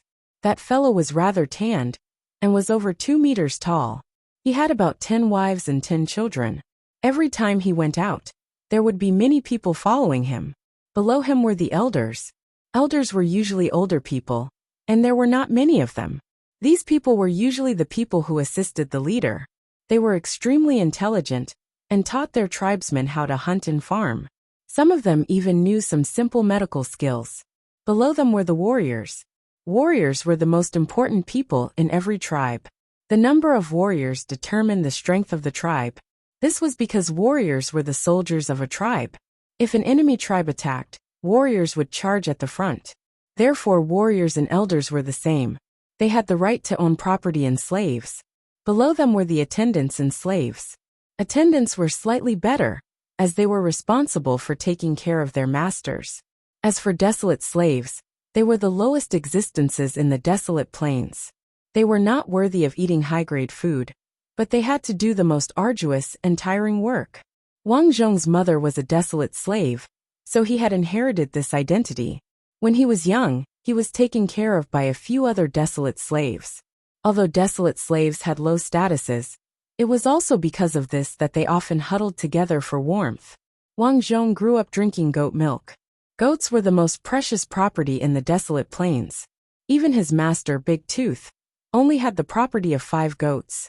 As a warrior, Big Tooth had 8 desolate slaves, 3 women and 5 men. One of the girls was a mute. She was very young. Wang Zhong remembered that when he first opened his eyes, he couldn't believe that the mute girl was only 4 years old. However, because of the harsh conditions, people in the wilderness generally became sensible at an early age. Therefore, when the mute girl was 4 years old, she shouldered the heavy responsibility of taking care of Wang Zhong. Fortunately, Wang Zhong was sensible and never cried or made a fuss. Taking care of the mute girl was not troublesome. Like Wang Zhong, the mute girl had no parents since she was young. She had been raised by other desolate slaves. She treated Wang Zhong very well, because she was raised by Wang Zhong's mother, Nameless. The mute girl had treated Nameless as her own mother since she was young, so she had natural feelings for Wang Zhong. This year, Wang Zhong was already 2 years old and could walk more stably. As he did not cry or make a fuss, Wang Zhong was quite liked by the other desolate slaves. Therefore, they gave him the name Blockhead. This world was still very primitive. Everyone gave their names very casually. Some desolate slaves did not even have names. Most of them were named based on the characteristics of these people. For example, the mute girl was named Mute Girl. When she was born, there was a problem with her voice, so she could not speak. When she grew up, she could only pronounce simple words. Although the conditions were harsh, he was gratified that his body was much stronger than his previous body. This was also a characteristic of the desolate. Most of them were tall and strong. Sigh. Although I can eat my fill here, the food here is too poor. Wang Zhong sat at the entrance of the straw hut. He held a potato in his hand and shook his head helplessly. Potatoes were the food that the desolate ate the most. No one knew how potatoes became their staple food, but Wang Zhong guessed. Potatoes were not like rice or corn that needed to be taken care of regularly. They also did not require a lot of water. Pests were also rare. Furthermore, a single plant could grow many potatoes. Therefore, potatoes gradually became the staple food of the desolate. In fact, potatoes were also a staple food in many foreign countries.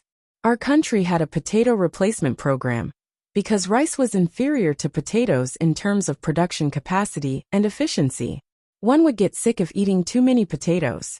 Although they tasted terrible, Wang Zhong still ate them.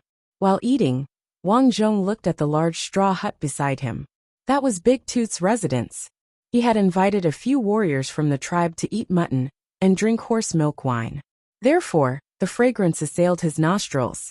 Many desolate slaves standing at the entrance could not help but smell the tempting smell. They tried their best not to drool. ABA. At that moment, Mute Girl ran over. She had a delighted expression as she ran to Wang Zhong's side. Mute Girl. Wang Zhong said in a childish voice, run slower. If you bump into those people, they will bully you again. Wang Zhong was referring to the attendants. These people had a higher status than the desolate slaves. Therefore, they often bullied the desolate slaves. This was especially so for the attendants' sons and daughters. Previously, Mute Girl had accidentally bumped into them. She had been kicked by a fat child named Big Bird. As a result, Mute Girl was crippled for a few days. Mute Girl stuck out her tongue. As she was too happy, she had forgotten about the incident due to her young age. ABA. Mute Girl's small body pulled Wang Zhong into the hut. After entering the hut, Mute Girl took out a small piece of sheepskin. She pointed at the sheepskin, and then at Wang Zhong's legs. Wang Zhong understood and said in a childish voice, "You want me to wear this like pants?" ABA. Once Mute Girl became excited, her speech speed would increase. As she spoke, Mute Girl gently stroked Wang Zhong's head. Sometimes, she could not understand how a 2-year-old child like Wang Zhong could be so smart. He was just like his mother. Thinking of Wang Zhong's mother, Nameless, Mute Girl's eyes could not help but turn red. Mute Girl, don't cry. When I grow up, I want to become a warrior of the tribe. Wang Zhong took the tattered sheepskin from Mute Girl's hand. It was very small, only the size of underwear. However, it was enough to wrap Wang Zhong up. After all, his body was not that big. When I become a warrior of the tribe, I will ask Big Tooth to buy you back. I will not let anyone bully you, Wang Zhong said. Mute Girl tried her best to pronounce the words. With great difficulty she said, Mother, you are as smart. After speaking, Mute Girl's tears flowed out. She thought of the scene when Wang Zhong's mother died on the day he was born.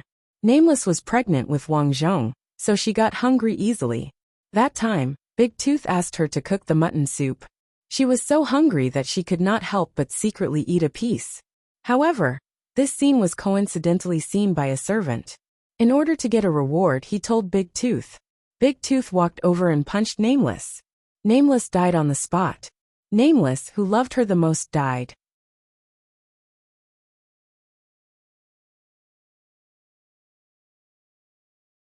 Chapter 54.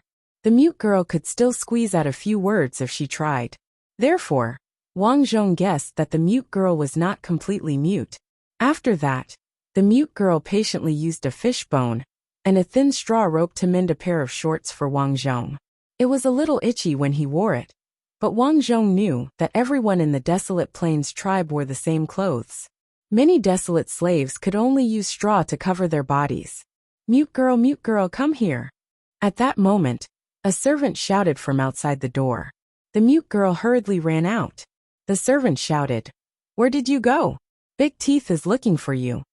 The mute girl lowered her head and stood at the door of Big Teeth's straw hut.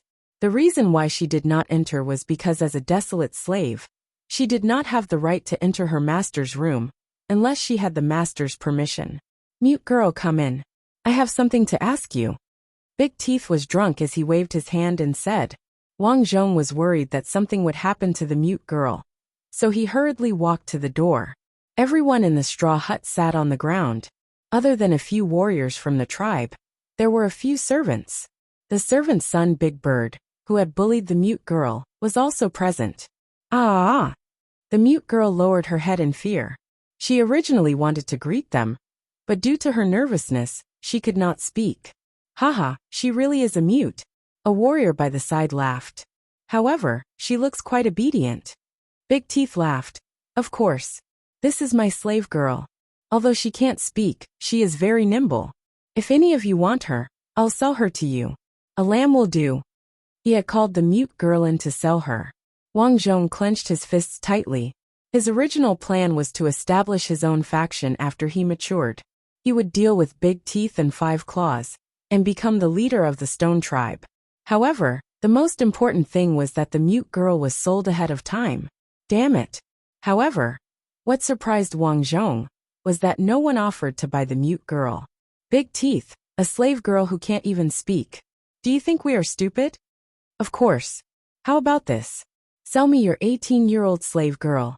Big Tooth shook his head. I worked so hard to raise this slave girl.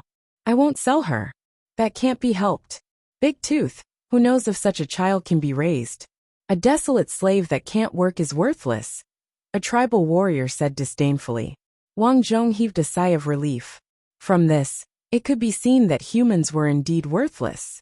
The only thing of value was making the desolate slaves work. Isn't it just work?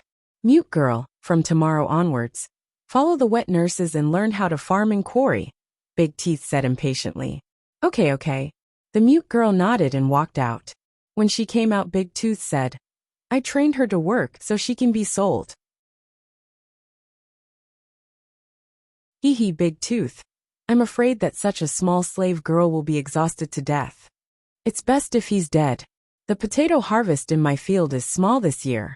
I'm afraid I'll have to starve this winter. Mute girl, I'll take you to quarry tomorrow. The wet nurse walked over. She was the oldest desolate slave under Big Tooth.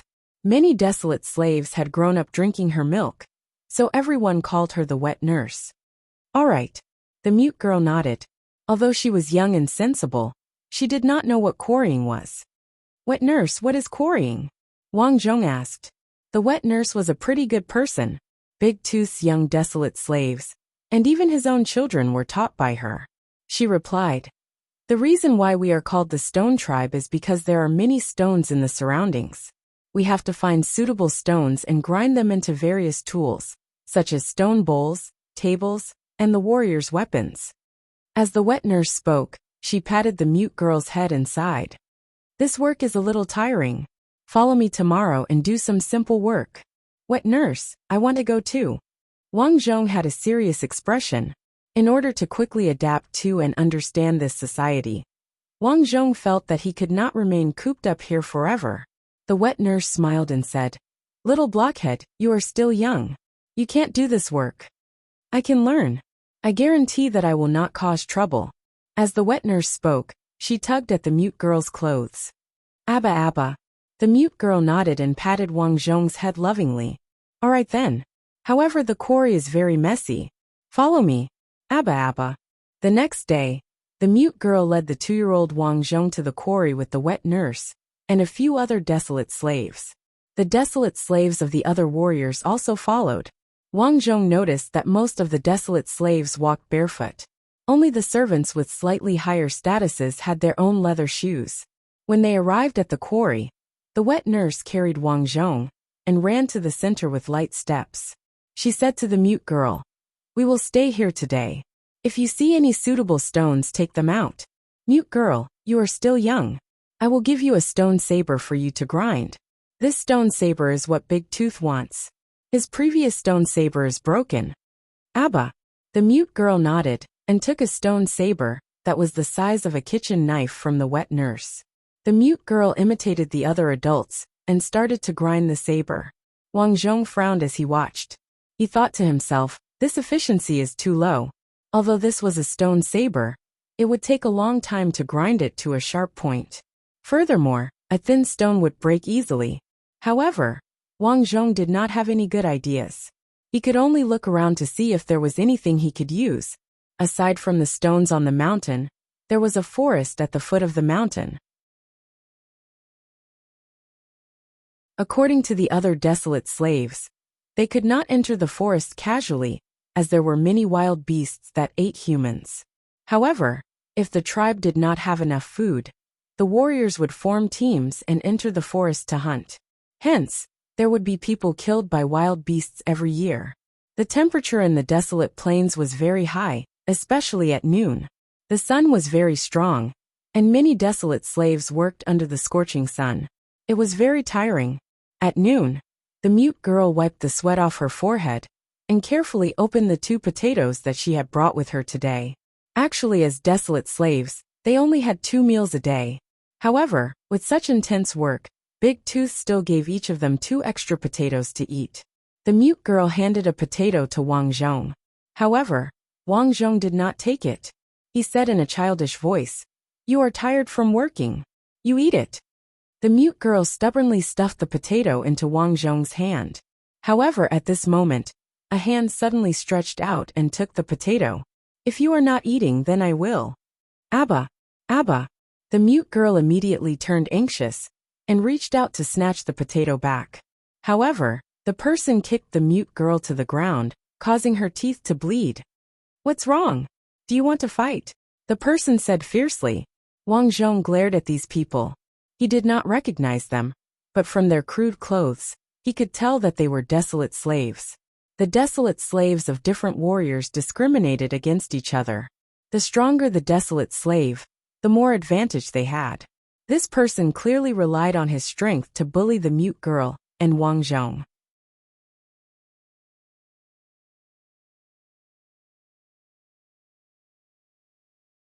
Chapter 55. The wet nurse tugged at the mute girl's arm. "Mute girl, forget it." The male desolate slaves lowered their heads. Clearly, they did not want to participate in the mute girl's matter. The desolate slaves were all pitiful and lamentable. They hugged each other for warmth, but they only consoled each other when they were injured. No one was willing to stand out for the other desolate slaves. In the end, the mute girl lowered her head, not daring to look at the person who bullied her. Tisk tisk.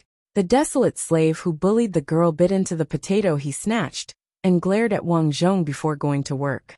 "What is his name?" Wang Zhong asked coldly. "He is called Rat. He used to be an attendant. Later, he stole his master's things and was demoted to a desolate slave. He deserves it." A female desolate slave snorted coldly. After thinking for a while, she reluctantly broke off a small piece of potato and gave it to the mute girl. "Eat this. Otherwise, you will not have the strength to work." The mute girl glanced at Wang Zhong. Wang Zhong shook his head and said, "Mute girl, eat it. I did not work, so I am not hungry." Only then did the mute girl eat the potato with red eyes. "Who wants to drink water?" The wet nurse picked up a bamboo tube. This was made of thick bamboo and was used as a water dispenser. The few of them took turns to drink the water, but unfortunately, the water canister was too small, and there was not enough. The mute girl only took a small sip. She licked her dry lips and pointed to her mouth to indicate that she was still thirsty. "There is not much water left in Big Tooth. Everyone hold on for a while," the wet nurse said helplessly. "Wet nurse, is there no water in our tribe?" Wang Zhong asked. "Yes, it has not rained for a while." The wet nurse looked worriedly at the forest. "If there is no other way, we will have to go there to fetch water. More people are going to die." Wang Zhong nodded. Previously, he understood that there were no large water sources near the tribe. Everyone relied on the rain to drink water. The rainwater was stored in puddles that they dug. Recently, it had not rained for a while. Wang Zhong did not notice that there was no water. After resting for a while, the mute girl and the others started working again. Wang Zhong carefully walked out of the pile of rocks and headed down the mountain. Although the forest was dangerous, he only walked around the periphery. Wang Zhong felt a little uncomfortable stepping on the soft grass with his bare feet, but he was used to it. As he walked, he observed his surroundings. With the experience of several lifetimes, he was looking for anything that could be eaten. At present, only food could make him strong and change his future life. It was a pity that this was a stone mountain. Only the surface of the mountain was made of soil. The bottom of the mountain was made of hard stones, so it was impossible to dig out food like loaches. Therefore, Wang Zhong could only set his sights on the forest. Wang Zhong walked towards the edge of the forest and looked at the towering trees, trying to find traces of bird eggs. Unfortunately, the outer area had obviously been searched. Many bird nests had been destroyed, and there was nothing valuable left. Roar! At this moment, a loud roar came from the depths of the forest. A large flock of birds flew into the sky like frightened birds. As expected, there are wild beasts. Judging from the sound, they aren't small. Wang Zhong knew that the more ancient a creature was, the larger its body was because of the high oxygen content. For example, during the age of the dinosaurs, the carbon dioxide content in the air was extremely low. He thought that if he went in deeper with his small body, he would not be able to survive. Therefore, he could only walk around the periphery. At this time, a tree with all its leaves fallen off attracted his attention. When the leaves fell off, it meant that the tree had died of illness and became a dead tree. This kind of tree was most likely infected with insects. With this thought in mind, Wang Zhong ran over and started searching. Sure enough, he found several small, densely packed holes on the tree trunk. He could vaguely see the beige tree worms hiding inside. This is good stuff. Wang Zhong was overjoyed. One of the most important foods for survival in the wild, besides earthworms, was tree worms. These things were even cleaner than earthworms. They were dug out and swallowed directly. They were high in protein. A small bowl of tree worms was definitely enough to fill one's stomach. Therefore, Wang Zhong took a small sharp stone and started digging. At this time, he was very hungry. Therefore, he ate more than 20 tree worms in one go. At this time, he was also somewhat thirsty. He noticed that there was a plant in the forest that he had never seen before. This plant had very large leaves, and there was still morning dew on the countless leaves. This was much cleaner than the rainwater stored in the honey pit. Wang Zhong mustered his courage and entered the forest. This was only the periphery. The roar from before was still very far from him. After drinking the water on the leaves, Wang Zhong rubbed his full stomach. He thought that he would not have to worry about Mute Girl and the others being thirsty in the future. Blockhead, blockhead! At this moment, a desolate slave's shout came from outside. Wang Zhong quickly ran out and saw Mute Girl and a few desolate slaves looking for him. I'm here. Wang Zhong ran over. Child, why are you running around? What if a tiger takes you away? The wet nurse reprimanded. That's right. You are Big Tooth's desolate slave. If you are lost, we will be punished. A desolate slave grumbled. Wang Zhong said in a childish voice, I found a place with water. Child, what nonsense are you talking about? It's true. It's right here. I just drank it. Wang Zhong took the bamboo tube from the wet nurse's hand. Come with me. Mute Girl pulled Wang Zhong and waved her hand. Seeing her nervous appearance, Wang Zhong knew that she was worried about the danger inside. Don't be afraid. I won't go far. Wang Zhong walked in. Under the shocked gazes of the crowd, they watched as Wang Zhong poured the dew from the leaves into the bamboo tube. Why is there water on the leaves? The wet nurse scratched her head in confusion. The others also had strange expressions on their faces. For the people of this era, they didn't even have the ability to write, let alone understand how dew was produced. In the end, everyone felt that the water was produced by the plants with large leaves. Everyone, don't tell anyone about this. Otherwise, we might not have enough water to drink in the future. The wet nurse was old and shrewd, so she immediately reacted.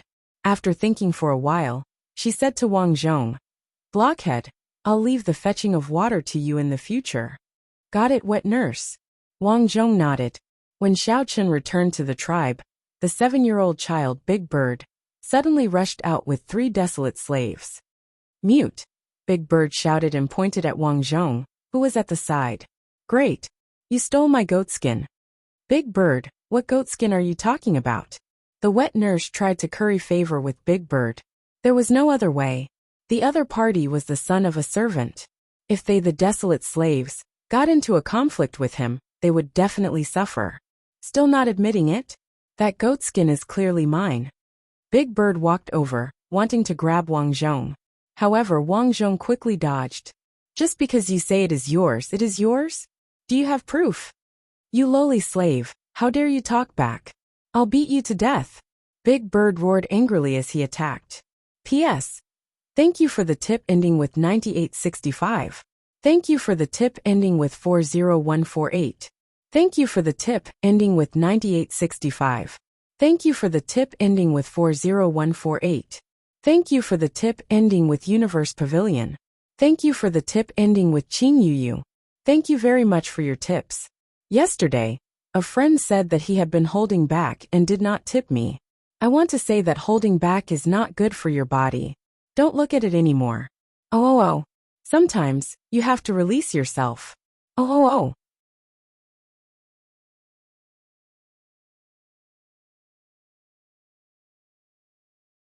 Chapter 56. Although Wang Zhong was still young, the large bird was only a 7-year-old child. With Wang Zhong jogging, the large bird's fat body could not catch up to him. "Why are you so noisy in the middle of the night?" Big Teeth walked out of the straw hut and roared angrily. "Uncle Big Teeth, your desolate slaves stole my things," shouted the large bird as he ran over. "Big Bird who stole?" Big Teeth said coldly. "It's him." The large bird pointed at Wang Zhong. "He is wearing my sheepskin, but he refuses to admit it." Abba. The mute girl hurriedly said as she gestured around in an attempt to explain. However, Big Teeth did not have the patience to explain. He snorted coldly and said, "Blockhead, how did you get this?" "I picked it up myself," said Wang Zhong. "What do you mean picked it up?" "It's clearly mine," said the large bird coldly. "Big Bird, what do you want to do?" Big Teeth said with a gloomy face. Logically speaking, he did not need to bother with an attendant. However, the large bird was different. Although the large bird's mother was an attendant, Ada was a true warrior. Therefore, he was patient enough to speak to the large bird. "Uncle Big Teeth, I know they are your desolate slaves. I will give you face and not bicker with them. However, I don't have any more water. Tomorrow, I want this mute girl to help me fetch some water," said the large bird. Everyone knew that although there was a small river in the forest, it was deep in the forest. If one was unlucky, one could encounter wild beasts. Therefore, fetching water required a certain amount of danger. "Sure." Big Teeth agreed without even thinking. He said to the mute girl, "Go fetch some water tomorrow. If you can't get it back, I will break your legs." The large bird left smugly. The mute girl was brought into the house by a few desolate slaves. "Silly child, did you really pick up the sheepskin?" asked the wet nurse. The mute girl nodded as tears streamed down her face. This large bird is using this as a pretext to make a fuss. Even if he did not use the sheepskin, he would have thought of other ways to cause trouble. His goal is to prevent his desolate slaves from fetching water. After all, fetching water might result in death. This is not something a child like him can do. Someone must have taught him, Wang Zhong said calmly. Everyone looked at Wang Zhong in surprise. They couldn't figure out how a 2-year-old child could know so much and make so much sense. Without waiting for these people to speak, Wang Zhong asked again, "That big bird is just a servant. Why is Big Tooth taking care of him?" The wet nurse explained. Big Bird's father, Ada, is a warrior. Big Bird has been strong since he was young. Ada likes him the most. When Big Bird is 14 years old, Ada is ready to let Big Bird participate in the warrior assessment. Because of this, Big Tooth is willing to give Big Bird some face. After all, Big Bird is now 7 years old. At this moment, The mute girl grabbed the wet nurse's hand and cried as she gestured. Wang Zhong guessed what she was trying to say. She was very afraid of fetching water from the forest. "Sigh, I can't do anything about it. At most, I will talk to Big Tooth later," the wet nurse said with a sigh. "Wet nurse, there are some wild beasts fetching water from the forest," Wang Zhong said in a childish voice. "There are tigers with 4 legs and many big teeth. There are also wolves. However, if we are lucky, it is not easy to encounter them. What we are most afraid of is that we will encounter huge wasps on the way to the river." Upon hearing this, the mute girl and the other young desolate slaves turned pale. However, Wang Zhong was abnormally calm as he asked, "If there are huge wasps, can we take a detour?" "If we take a detour, it is very easy to encounter huge tigers. Our leader once brought people to fetch water. Later on, the huge tiger brought 3 baby tigers and bit 4 of our warriors to death. After that, our leader did not dare to take a detour." Wang Zhong nodded slightly. From the looks of it, the first thing to deal with when fetching water tomorrow would be the huge wasps. A desolate slave at the side said, "I remember that when the leader sent the desolate slaves to fetch water, they were all stung to death by the huge wasps." The mute girl's face turned pale again. She grabbed the wet nurse's hand and shook her head as she said, "ABA. Sigh, I'll go talk to him." "There's no need." Wang Zhong called out to the wet nurse who was about to leave. He said, "Big Tooth already despises us because he does not have enough food. If you go talk to him again, he will not give you any face." The wet nurse was slightly stunned as she looked at Wang Zhong in surprise. "However, if I don't go, am I supposed to just watch as the mute girl dies?" Wang Zhong glanced at the mute girl and said, "I have a way. Leave the matter of fetching water to me." "Child, are you thinking of fetching water from Bayezi? There is very little water there." "It is not enough," the wet nurse said. "Of course not. In short, just watch me." Late at night, the sky was dotted with stars. Wang Zhong discovered that the stars in this world were bigger. There were 2 moons at night, so the night sky was exceptionally bright. As usual, their master Big Tooth was drinking. The other desolate slaves were too tired, so they squeezed into a straw hut to rest. "ABA." The mute girl tugged at Wang Zhong, indicating for him to go in and sleep. "Mute girl, what do you plan to do in the future?" Wang Zhong looked at the mute girl. In the darkness, he could see that the mute girl was somewhat at a loss. "I don't know," the mute girl said with difficulty. If she spoke slowly, she could still speak.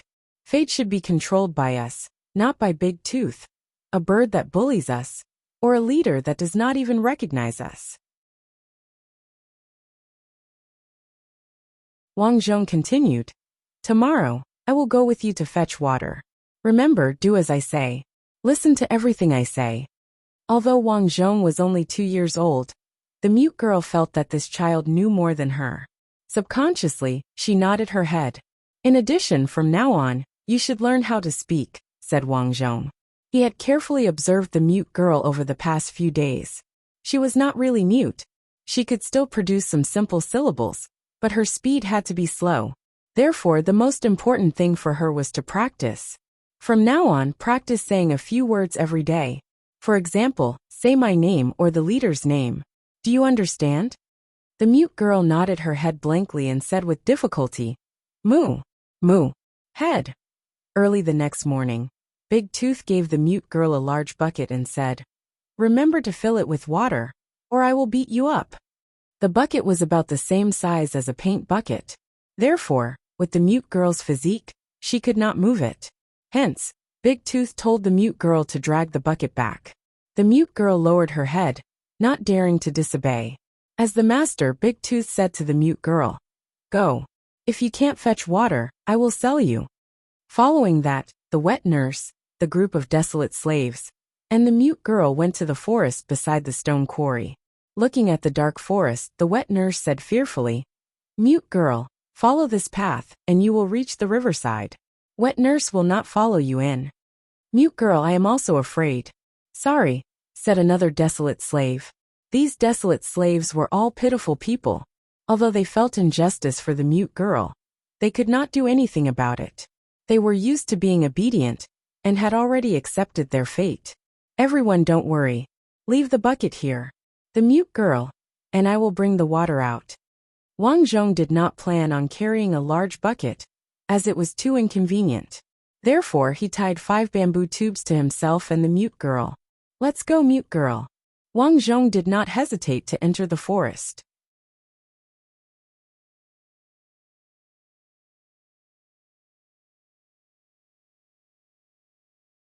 Chapter 57. According to his understanding, there were 3 ways to get water from the river. There were beasts on the left and right sides. According to Wang Zhong's speculation, it should be the territory of some beasts. The straight path in the middle had no beasts. However, this did not mean that it was safe, because there were several large beehives on this path. Wang Zhong didn't know what kind of bee it was, but since there weren't any ferocious beasts on this path, it meant that the ferocious beasts were scared away by the bees. A bee that could scare away ferocious beasts was probably not simple. Fortunately, he was a veterinarian and had learned some non-professional agricultural knowledge from his uncle. He knew that bees were like beasts and had a strong sense of territory. Generally, the distance between them was about 30 to 50 meters. Once someone or other creatures passed by the hive, they would be detected, and the violent bees would attack. Therefore, even in modern society, if someone accidentally passed by the hive, they would be attacked and deaths would occur from time to time. According to domestic research reports, the number of deaths from bee stings every year was more than 20 times the number of deaths from snake bites. One could imagine how ferocious the bees were. The people in this world had not yet researched such things as nets, so it was impossible to cover one's whole body. But for Wang Zhong, he had a way. When encountering a bee swarm, if there was no way to cover oneself with cloth, one should immediately lie on the ground and crawl slowly. The reason was simple. Wasps generally wouldn't attack creatures that were short and slow. This was Wang Zhong's method. Along the way, in addition to the towering trees, there were many delicate and beautiful flowers growing in the bushes. A group of bees was flying around these flowers. Mute girl, follow me and lie on the ground. Having already seen the bees, Wang Zhong turned his head and reminded her. Mute girl was curious why Blockhead did this, but she still lay on the ground.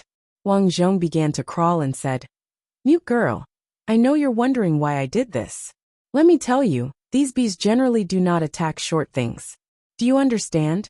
But remember this method, don't tell anyone. As he spoke, Wang Zhong continued to crawl deeper into the forest. More and more bees appeared. What surprised Wang Zhong was that the bees here were very big. If they stung a person, it would only take a few of them to kill him. Fortunately, as Wang Zhong had guessed, these super hornets only hovered above their heads, and then passed by without any intention of greeting them. This scene was naturally seen by the mute girl. She was secretly surprised, and her trust in Wang Zhong increased. 2 children, one big and one small, were crawling slowly. Here, Wang Zhong also found some corpses of ordinary animals. Judging from the looks of it, these corpses must have accidentally entered this place, and were stung to death by the bees. It was a pity that these corpses had already rotted. Otherwise, it would have been nice to roast them and eat them. As he crawled, Wang Zhong observed his surroundings. He knew that although the jungle was dangerous, it also meant that there were many opportunities. For example, there were many animals that could be killed and eaten. There were also wild fruits and wild mushrooms. After a while, he really did notice a large pile of wild mushrooms. These wild mushrooms were very beautiful, especially a few large wild mushrooms with smiling faces on them. With one look, Wang Zhong was almost certain that these were poisonous mushrooms. To be able to recognize these mushrooms, he learned from a few people in his previous life. Otherwise, how could he recognize these mushrooms? This is good stuff. Big bird, big tooth. These people ate the poisonous mushrooms. I can get rid of them without anyone knowing. Wang Zhong had already thought about it. He was still too young to deal with these people with his own strength, so he could only use underhanded methods. As he continued to crawl, he finally saw a small stream. This stream ran through the jungle, and the water was very shallow. Therefore, he could see a few fish swimming in the water. When he reached here, Wang Zhong was able to stand up because he had already left the area of the bee swarm. Head. Moo. The mute girl gave Wang Zhong a thumbs up. Then she said with difficulty, "Great move." Wang Zhong smiled and said, "I'm small and can't reach the water. Scoop some water and let's go back." The mute girl started to scoop water. Wang Zhong looked at his surroundings, thinking to himself that he was still too young. Otherwise, he could have caught a few fish and brought them back. While the mute girl scooped water, Xiaochen picked 2 poisonous mushrooms and hid them in the crevices of his beast skin pants. When the water was finally ready, the 2 returned the way they came. When the wet nurse and the others saw the 2 come out, they were all stunned. They asked the 2 if they had run into any bees. Wang Zhong honestly said that he had.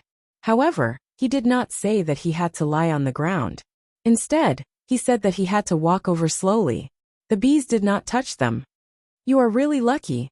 In the past, when the 2 desolate slaves went to scoop water, none of them returned. One of the desolate slaves muttered. On the way back, the 2 older desolate slaves helped to carry the buckets. When the big bird saw the buckets filled with water, he nodded in satisfaction. "Very good. Mute girl, let's forget about this matter. However, if there is no more water in the future, I hope that you can help." Wang Zhong heard all these words. Hence, when the big bird was cooking the mutton soup in the evening, he secretly tore the poisonous mushrooms into small pieces and threw them into the mutton soup. Seeing the pieces of the poisonous mushrooms disappear into the mutton soup, Wang Zhong said coldly, "Big bird, you and your Ada can go and die." "It hurts. It hurts so much." In the middle of the night, Xiaochen saw the big bird, Ada, holding his stomach and rolling on the ground. "It hurts so much. Big bird, why is the mutton soup you cooked for me so painful?" "Jiao, what's wrong?" The other warriors walked over. "I don't know. After I ate the mutton soup, my stomach hurt so much." Wang Zhong secretly watched with the mute girl and the others. He was somewhat disappointed that only Jiao was in pain. It seemed that although the big bird was Jiao's son, Ada didn't usually give the big bird good food like mutton soup. "Ada, I don't know. I don't know." The big bird panicked. To Wang Zhong's surprise, after a while, Jiao stood up and kicked the big bird away. "It must be because the mutton soup you cooked is not clean." After that, Jiao threw the hot mutton soup at the big bird. Fortunately, the big bird dodged quickly, and only his arm was scalded by the hot water. "Ah, no, Ada, it hurts." The big bird covered his arm and screamed in pain. "This is a lesson for you. Tomorrow you will work in the stone quarry," Jiao said and entered the thatched hut. Wang Zhong was stunned. This was a poisonous mushroom, but Jiao only hurt for a while. Was it because his body was too good? This time, Wang Zhong could be considered to have truly recognized that the physiques of the people in this world were indeed exceptionally good. But this time, he had already achieved half of his goal. The big bird was scalded by the hot water and couldn't jump around these days. If he was lucky, he might even die from the worsening of his wound. The next day, the heavy rain finally came. The desolate slaves finally didn't have to worry about getting water from the forest. After that, Wang Zhong and the desolate slaves lived peacefully. In the blink of an eye, another 3 years passed. This year, Wang Zhong was 5 years old. He was no longer a 3-year-old child. This year, Wang Zhong was officially arranged by Big Tooth to work in the stone quarry. As for the mute girl, she was 9 years old. Although she was young, she had grown into a slender and elegant girl. She had a delicate face and was very capable. Many warriors saw her and couldn't help but ask Big Tooth if he would sell the mute girl in exchange for a mutton.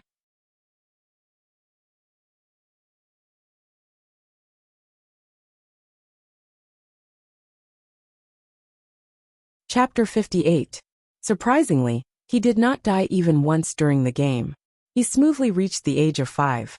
Wang Zhong still had a deep impression of the past few years. When he was 2 years old, he had plotted against Daniao, who liked to bully others to burn him. However, Daniao was very tenacious and did not die. This made Wang Zhong understand that the people in this world were not only tall and strong, but they also had very good physiques. For example, Daniao's father, Jiao, did not die after eating a poisonous mushroom. However, After that incident, although Daniao was not beaten to death by his father, he was chased to the quarry to work. He had not met him for a long time. When he was 3 years old, Wang Zhong learned how to find firewood and boil water. Even though he worked quickly, he was often beaten by Daniao. When he was 4 years old, Wang Zhong was in charge of fetching water for Daniao. Daniao finally saw that Wang Zhong was useful and did not beat him. He even praised him for being smart a few times. Although there were many trials and tribulations in the beginning, he managed to survive them. Now Wang Zhong followed the desolate slaves to the quarry and learned how to do some simple work. His work was very simple. He just had to grind out sharp stone sabers. This work looked simple, but it required a lot of patience. Sometimes, he would spend an entire month grinding a stone saber. As a result, many desolate slaves had thick calluses on their hands from a young age.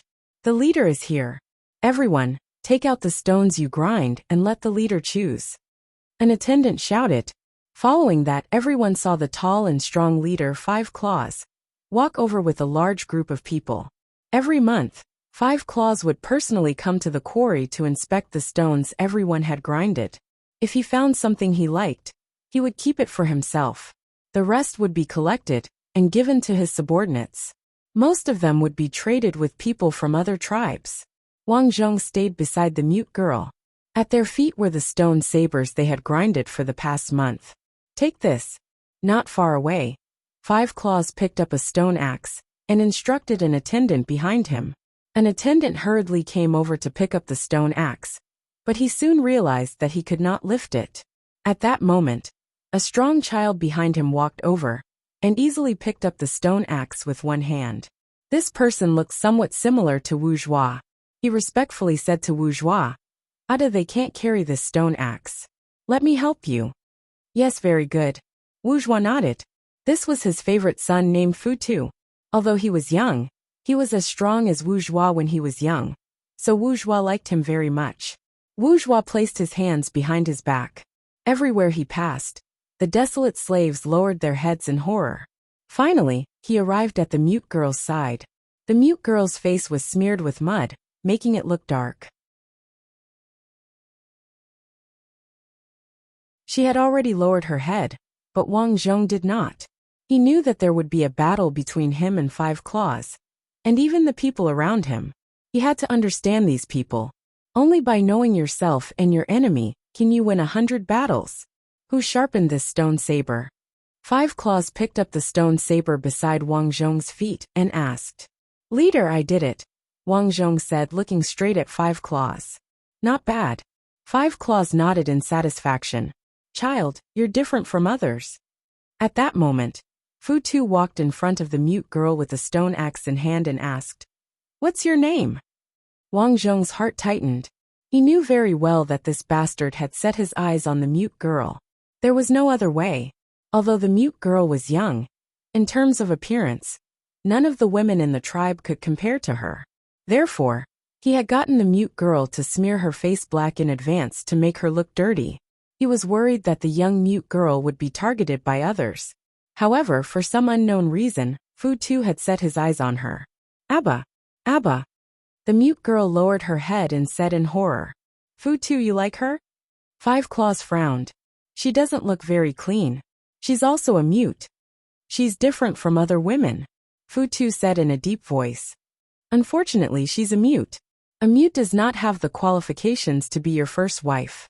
Do you understand? Furthermore, she's only a desolate slave."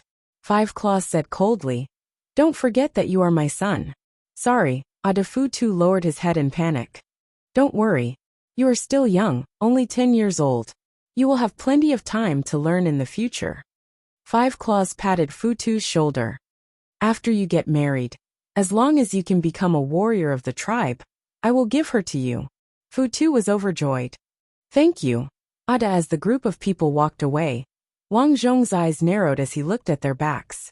Every person in the tribe did not become a warrior out of thin air. Even the son of the leader was no exception. These people had to participate in the warrior assessment at the age of 14. Only by passing the assessment could they become warriors. However, no one doubted that Fu Tu could not become a warrior in the future. This was because he was like 5 claws in the past. At a young age, he had strength that ordinary people did not have. Fu Tu is now 10 years old. I have to deal with him before he becomes a warrior. Wang Zhong thought to himself. 5 claws quickly left with his people. After they left, the wet nurse and the other desolate slaves looked at the mute girl with envy. Mute girl, congratulations. Fu Tu has taken a liking to you. An older slave girl sighed. Back then 5 claws, who was still a child, almost took a liking to me. But now he doesn't even recognize me. The mute girl did not know what to say. She lowered her head nervously. After that, everyone continued with their work. After returning, the mute girl pulled Wang Zhong and gestured. Through her gestures, Wang Zhong knew that the mute girl was saying, I don't want to be Fu Tu's wife. It's okay. I will protect you. Then Wang Zhong carefully looked at the mute girl. Although the mute girl looked dirty, some girls could not change their temperament. Although there was such a small episode, Wang Zhong had thought about it before returning. Although Fu Tu had taken a liking to the mute girl, he was only 10 years old. After 4 years, Fu Tu might have forgotten about the mute girl. Of course, this was just a small trick. The most important thing was to find a way to deal with all his enemies in advance. Mute girl, blockhead. At this moment, the wet nurse came over. Don't just stand there.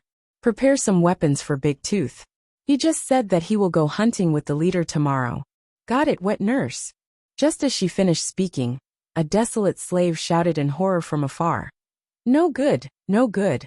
Sandstorm, a sandstorm is coming. What?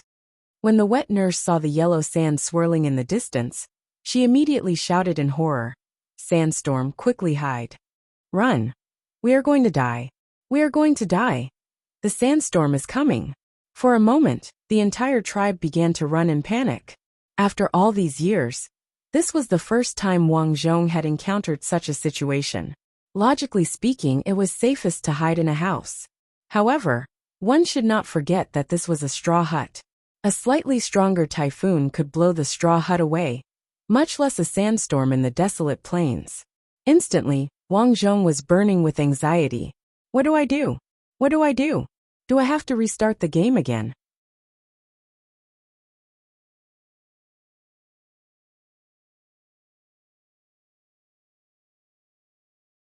Chapter 59. At this critical moment, Wang Zhong suddenly thought of the waterhole in the tribe. Without any shelter, hiding in a waterhole was a good choice. Furthermore, the waterholes in the tribe were not deep. With his current height, he was not afraid of suffocating to death. Mute girl, run. At this moment, the wet nurse and the rest had hidden in the house. Wang Zhong pulled the mute girl and ran. When they reached the waterhole, they jumped in without any hesitation. At the same time, countless pieces of sand mixed with gravel flew over, hitting many of the people outside. With such a strong wind speed, the force of the gravel hitting people was very strong. Many people were hit by the gravel and instantly bled. Some were swept up by the wind and could not be seen. All that could be heard were screams. Wang Zhong hid in the waterhole, only revealing half his head. He squinted his eyes and looked at everything on the ground. Tragic, too tragic. Living in the desolate plains, not only were the conditions harsh, but there were also many disasters. There was drought, famine, and now there was even a sandstorm. Boom! At this moment, a few thatched cottages in the distance were overturned by the sandstorm. The desolate slaves hiding in them screamed incessantly. The sandstorm was still ongoing. Amid the endless sand, the thatched cottage that Big Tooth lived in was uprooted. Fortunately, Big Tooth ran fast and rushed out in an instant. However, his children were too late. They were crushed by the overturned thatched cottage. The people inside screamed a few times before they gradually stopped breathing. Wang Zhong looked at all of this with a cold expression. This was the cruelty of the desolate plains. Human lives were like grass. Some desolate people did not even care about their own children. Ma! Ma! The mute girl pointed at the place where the wet nurse and the rest were hiding with difficulty, and spoke with difficulty. The thatched cottage where the wet nurse and the desolate slaves were hiding was already on the verge of collapse. However, Wang Zhong could not do anything. The sandstorm outside was too strong. He was only 5 years old. If he ran out with his tender body, he would probably be blown away. Boom! Finally, the thatched cottage where the wet nurse was hiding was overturned. The people inside fled in all directions in fear. The storm was getting bigger and denser. The visibility was less than 2 meters. For safety, Wang Zhong and the mute girl could only hide their heads and wait for the storm to leave. Half an hour later, the storm finally weakened and headed for the quarry in the distance. Woo! Mother! Ada, my Ada is dead, sob. As the sandstorm left, the entire tribe was filled with the sound of weeping. Wang Zhong crawled out of the waterhole and looked around. Nearly half of the thatched huts in the tribe had been destroyed. Countless desolate slaves and servants had been crushed to death by rocks, while others had been crushed to death by the collapsed houses. Most of them were seriously injured, and there were screams and cries everywhere. The mute girl ignored the rubble on the ground and ran over to where the wet nurse and the others were. There were still some desolate slaves crying for help. ABA. The mute girl excitedly pulled at the house, but she was too weak to move the house. Wang Zhong looked to the side and saw Big Tooth sitting on the ground with an ugly expression. He hurriedly ran over and said, "Big Tooth, the wet nurse and the others have been crushed. Save them." Big Tooth stared at Wang Zhong, clearly impatient. Wang Zhong hurriedly said, "They are your desolate slaves. If they die, you will lose a lot of wealth. In the future, there will be no one to quarry or farm for you." Upon hearing this, Big Tooth's angry expression eased a little. He said in a deep voice, "Where are they?" "Over there." Big Tooth followed Wang Zhong and moved the roof of the thatched cottage. The wet nurse was already dead. Her eyes were wide open. A servant girl had her leg crushed and was crying in pain. A few male slaves were injured, but it was not a big deal. What followed was the intense rescue work. Although these warriors usually did not care about their subordinates, they still rushed to the front. There was no other reason other than the desolate slaves and servants were their property. If they suffered serious losses, there would be no one to work for them in the future. At night, Wang Zhong did some calculations. This time, Big Tooth's wet nurse and servant had died. As for his children, they had all been crushed to death. Only his 2 wives were left. After knowing this, Big Tooth shouted in anger. However, there was nothing he could do. He still had to live his life. Therefore, everyone cleaned up the corpses and prepared to bury the corpses at dawn. The mute girl looked at the wet nurse's corpse and sobbed. With the wet nurse dead, there was no one to teach them. Their future days would be even more difficult. "Don't cry. Eat." Wang Zhong handed over a bowl of mutton soup and said, "Big Tooth said that his son is dead. Since he can't finish it, he gave it to us."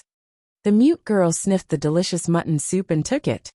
Although the wet nurse is dead, she definitely did not want us to be so sad. "Let's eat more and grow up faster. When the time comes, I will become a warrior." Wang Zhong did not mention that he wanted to become the chief of the tribe. After all, this was somewhat unattainable for the mute girl.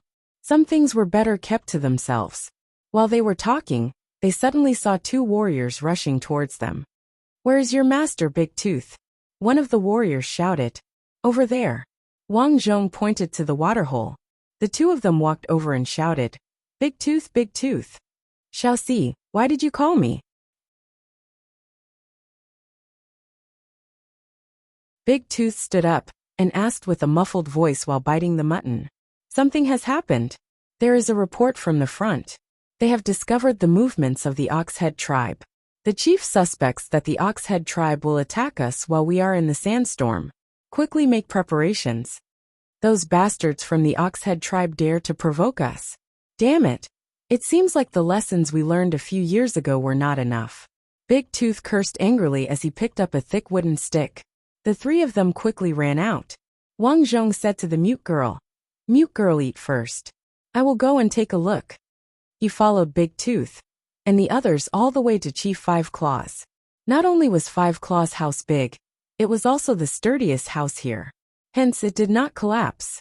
At this moment, many warriors of the tribe were standing at the door. In the distance, there were also many desolate slaves and servants like Wang Zhong watching. "Chief, I am here." Big Tooth said while panting. Yes, listen up. There are traces of the Oxhead tribe ahead. Just now my son Fu-Tu also investigated. Fu-Tu speak. Big Tooth seemed to have the intention of nurturing Fu-Tu's leadership skills, so he let him speak. Fu-Tu nodded and shouted. The people from the Oxhead tribe are now at the foot of the mountain. How many people are there? Someone shouted. It is too dark. I can't see clearly, Fu-Tu said. Five Claws shouted. They must have seen us in the sandstorm and attacked us while we were confused. Everyone prepare for battle. Just as he finished speaking, a desolate slave ran over in fear. There are people.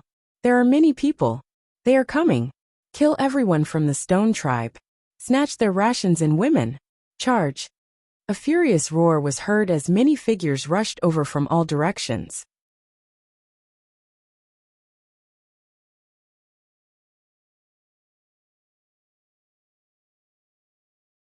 Chapter 60.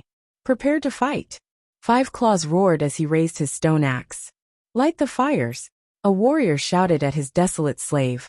As the target of the attack, the Stone tribe could only light up their side. Otherwise, they would not even know where the enemy was. In an instant, the people of the Stone tribe quickly organized themselves and lit up their torches.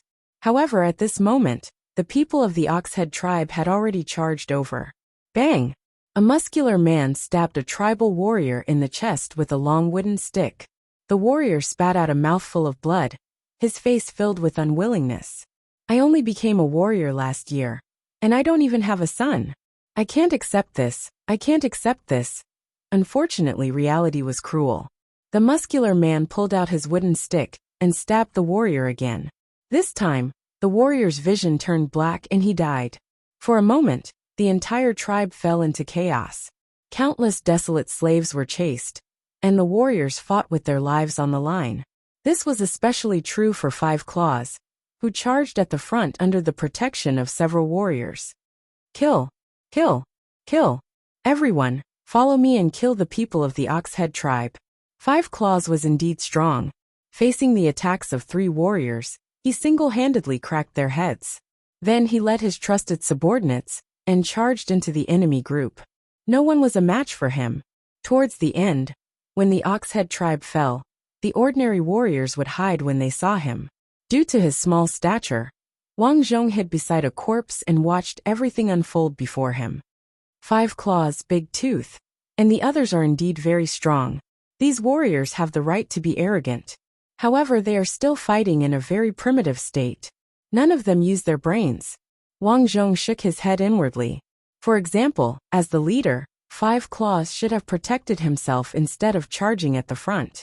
Another example was the Oxhead tribe. They knew how to take advantage of the chaos to launch a sneak attack, but they did not know how to use the night to cover themselves. Were they all stupid? What made Xiao Chun even more speechless was that the Oxhead tribe's people were even more undisciplined than Five Claws. They only picked on the desolate slaves and servants that were easy to bully. Faced with the encirclement of the warriors of the Stone tribe, many of the Oxhead tribe's people died tragically. Moreover, Wang Zhong discovered that these people hadn't tamed horses yet. Otherwise, if the Bullhead tribe suddenly sent out a cavalry charge, Five Claws and the others wouldn't be able to do anything.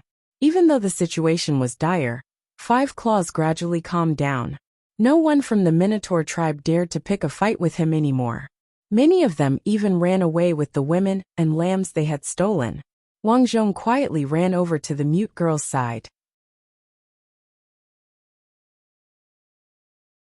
He had been looking here and found that the mute girl was safe hiding in the waterhole, so he didn't come over. But then again, it was useless for him to come over. This tragic sneak attack finally ended with the Oxhead tribe robbing more than 30 sheep and more than 20 women. While the warriors were fighting, the desolate slaves and servants of the Oxhead tribe took the opportunity to rob them, causing the Stone tribe to suffer heavy losses. This time, both of Big Tooth's wives were snatched away. He was so angry that he almost went crazy. That night, no one in the tribe rested. The entire tribe was brightly lit by the light of the fire. Everyone was cleaning up the mess. As for the warriors, they went to Five Claws to discuss matters. Although the Oxhead tribe's attack had caused them to suffer a great loss, they couldn't just let it go. Otherwise, if other tribes found out, they would think that the Stone tribe was easy to bully. Wang Zhong didn't have the qualifications to know what the chief and the others were discussing. When dawn broke, he, the mute girl, and a few desolate slaves were eating potatoes. After eating, everyone continued to clean up the mess. Not long after, Big Tooth came back with his weapons. He glanced at Wang Zhong and the mute girl and shouted, "Come over here." A few desolate slaves and servants gathered around. Big Tooth counted. 1, 2, We still have 6 left, Wang Zhong said, knowing that Big Tooth didn't know how to count. Big Tooth was astonished. "You know how to count?" "Yeah, my wet nurse taught me before," Wang Zhong said casually. "Very good. This time, we lost a lot of people, especially me. I lost my sheep, and you guys are the only ones left. But it doesn't matter." Big Tooth paused, stood up, and snorted. "The Oxhead tribe thinks we're easy to bully, so we'll bully them. We'll let them know that we're not to be trifled with. Also, I want to take back my 2 wives." "Big Tooth, what do you plan to do?" Wang Zhong asked. "Tonight, we'll attack the Oxhead tribe. You guys have to follow me and rob them." Big Tooth sneered. "This is our chief's idea. He said that the Oxhead tribe robbed us, so they must be happy now. We have to catch them off guard." After saying that, Big Tooth waved his hand and said, "Okay, you guys go and prepare." He didn't give Wang Zhong and the others any chance to speak. In his opinion, these people were just his slaves. Slaves didn't have the right to make decisions. After Wang Zhong, the mute girl, and the others left, a desolate slave said nervously, "It's over, it's over. The war is about to start. Who knows how many people are going to die?" Ah. The mute girl comforted the desolate slave, but she was also very nervous. Only Wang Zhong had a calm expression on his face. Was this a crisis? Indeed, this was a crisis. However, heroes were born in troubled times. Originally, Wang Zhong was only 5 years old. He really didn't have any way to make his life better. Because in this place, the only way to succeed was to become a warrior. However, the 5-year-old him couldn't become a warrior. Facing Big Bird, Big Tooth, and Big Axe, these people with evil intentions, he couldn't assassinate them one by one. Even if he killed one, a second or third Big Tooth would appear. If he was unlucky, the second or third Big Tooth might be even worse than this one. However, it was different in troubled times. He could rely on his brain. "You guys wait here. I'll leave for a while." After Wang Zhong finished speaking, he walked towards Chief Five Claw's residence. At that moment, Five Claws was sitting around a table in his thatched hut, with his 4 most valued sons and 5 elders. "Chief, the Oxhead tribe is about 10 kilometers away from here. It's the distance from here to the quarry. Originally there were 2 tribes, and their population was smaller than ours. However, due to yesterday's sandstorm and the attack at night, we suffered heavy casualties." A white-haired old man continued. "Therefore, I think that we shouldn't attack them. Chief, I think that if we don't attack, we will be ridiculed by the other tribes. They will think that we are easy to bully. More and more tribes will bully us. Therefore, I think that we should attack the Oxhead tribe at night, even if both sides suffer heavy losses." Wang Zhong, who was at the door, was secretly delighted when he heard the conversation inside. Heroes were born in troubled times. He had to grasp this opportunity well. He wanted to lead the Stone tribe to victory for the first time. Dear brothers and sisters, in the next week, please flip to the last chapter of this book. The editor wants to read it and decide on future recommendation spots. It's really too difficult. On account of my pitifulness, please support me. If you have any opinions, please comment.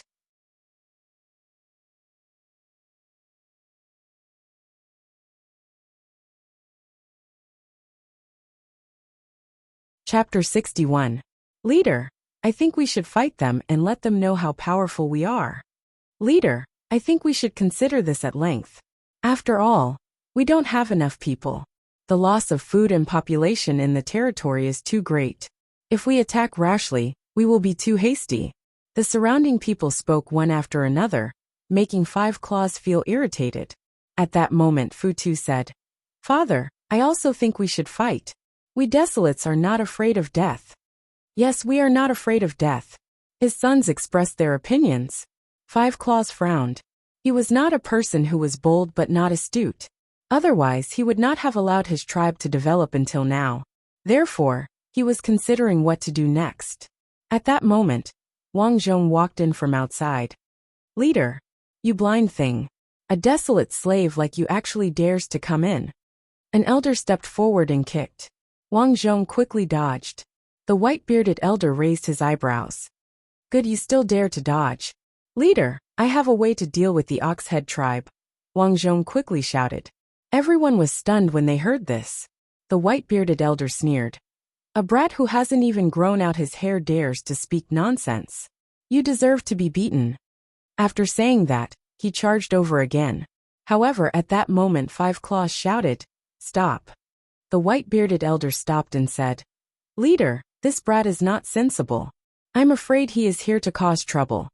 Whether I'm here to cause trouble or not, it's not too late to make a conclusion after listening to what I have to say, right? Wang Zhong's calm words made everyone look at him in a different light. They felt like they were not facing a child but an adult. Seeing Five Claws sizing him up, Wang Zhong struck while the iron was hot. Leader, please allow me to waste some of your time. I have a plan. Not only can we defeat the Oxhead tribe, but we can even annex it. Five Claws' eyes lit up as he said without hesitation, Speak. However, if the plan doesn't work, I will kill you and treat you as a side dish. All right. Wang Zhong was neither servile nor overbearing as he continued. My plan is like this. Currently, we have 57 capable warriors, and less than 200 strong attendants and desolate slaves. We only need. Wang Zhong spoke a lot all of a sudden, causing the expressions of everyone in the room to constantly change.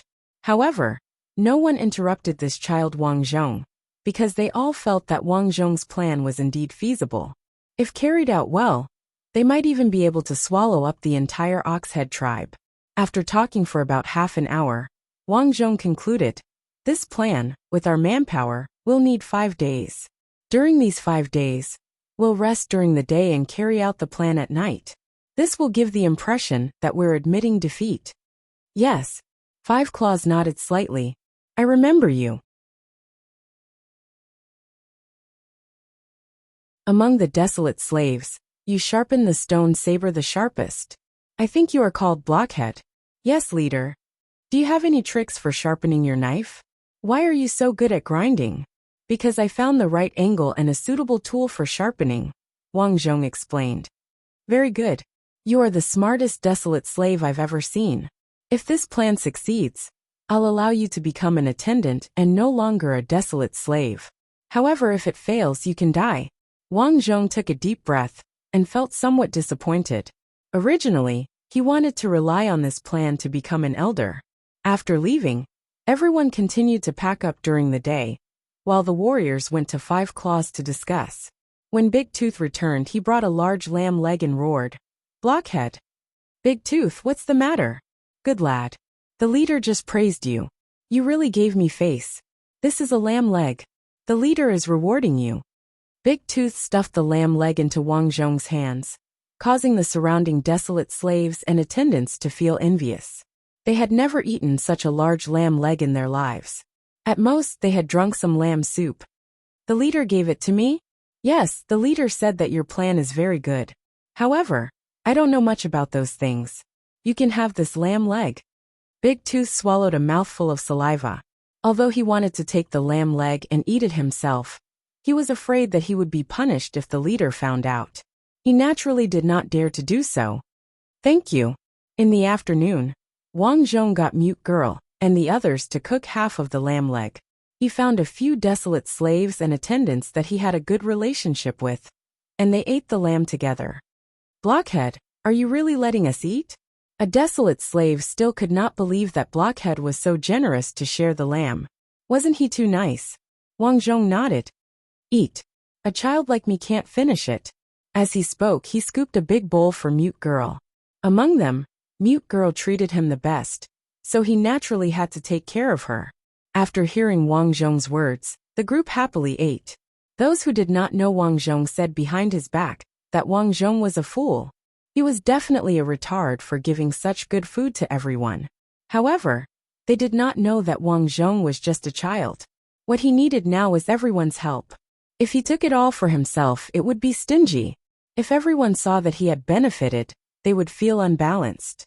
Now that he shared it, everyone would feel happy for Wang Zhong's encounter.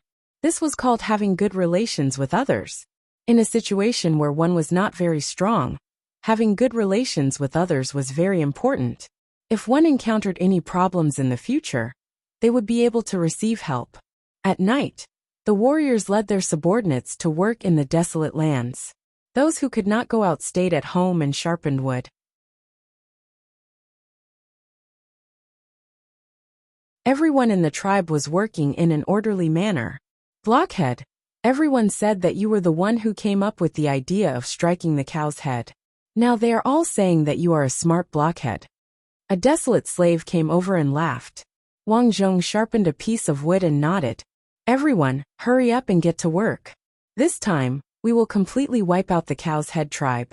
When the time comes, everyone will have food to eat. Yes, yes, yes. The mute girl nodded repeatedly and excitedly said. During this time, the other tribes found out that the stone tribe did not retaliate after being attacked by the cow's head tribe. They all laughed at them. The stone tribe was full of cowards. The stone tribe was on the verge of collapse. They would find an opportunity to attack them. This was how the people of the desolate lands thought. The weak bullied the weak. This was especially true for the cow's head tribe. After this battle, their prestige had greatly increased. The chief of the cow's head tribe, Lu Niu, held a 2-day celebration. He even took Big Tooth's 2 wives for himself, and prepared to have 2 more sons. However, in this peaceful environment, the people of the stone tribe worked hard every night. Finally, on the 5th day, 5 Claws, Big Tooth, and the others brought Wang Zhong to the foot of the hill where the cow's head tribe lived. Everyone listen up. Kill a few people, steal their things and leave. Do you understand? 5 Claws swept his gaze over the 20 warriors beside him. Yes, chief. Good. Follow me. Charge.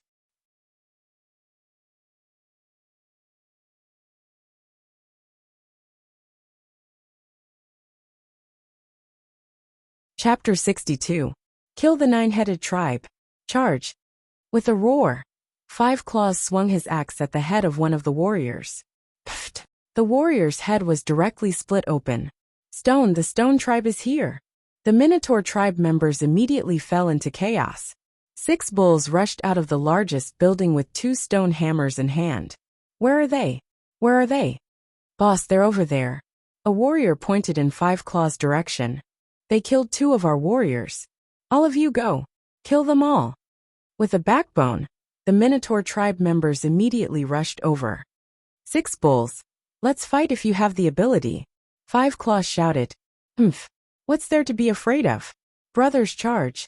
Kill 5 Claws and annex the stone tribe. When the time comes, everyone will get a woman. As soon as 6 bulls' words came out, the warriors of the Minotaur tribe immediately became fanatical.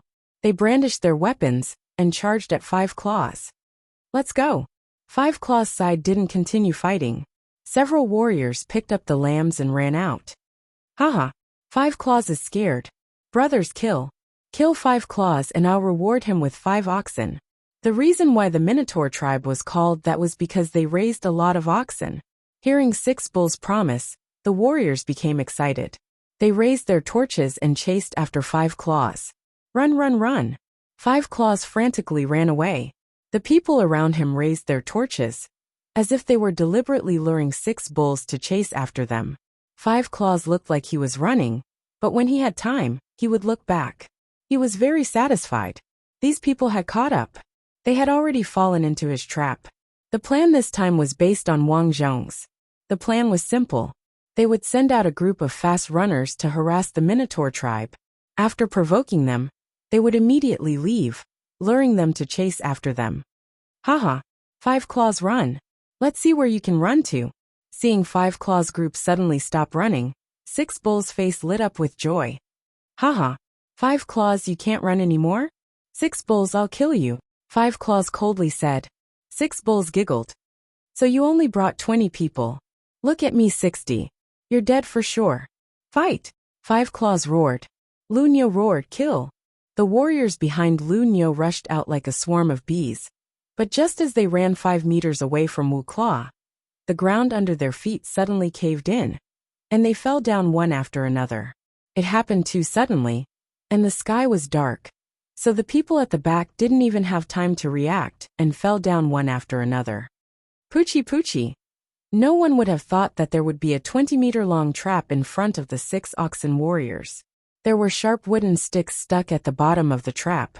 After these people fell in, they were all hit.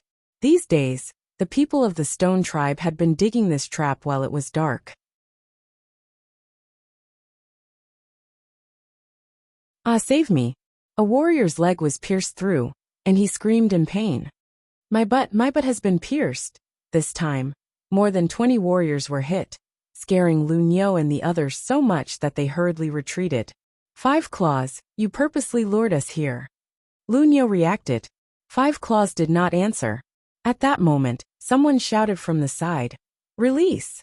Swish swish swish, sharp wooden sticks were thrown at Lu Niu's side. These were the masterpieces of the Stone Tribe, and also Wang Zhong's suggestion.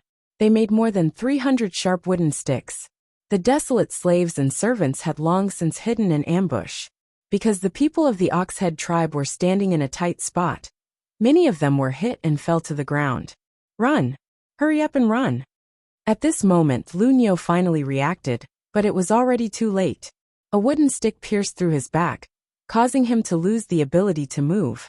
Originally, there were more than 60 warriors here. But in the blink of an eye, only a dozen or so were left standing. At this moment, the warriors hiding behind Five Claws finally surrounded him. Kill! Five Claws roared and took the lead. He charged forward. In the wilderness, warriors would not become prisoners. They would either die or fight. Because even if these warriors surrendered, Five Claws wouldn't take them. The two sides clashed. Unfortunately, how could the Oxhead tribe, who originally had the advantage, be a match for Five Claws?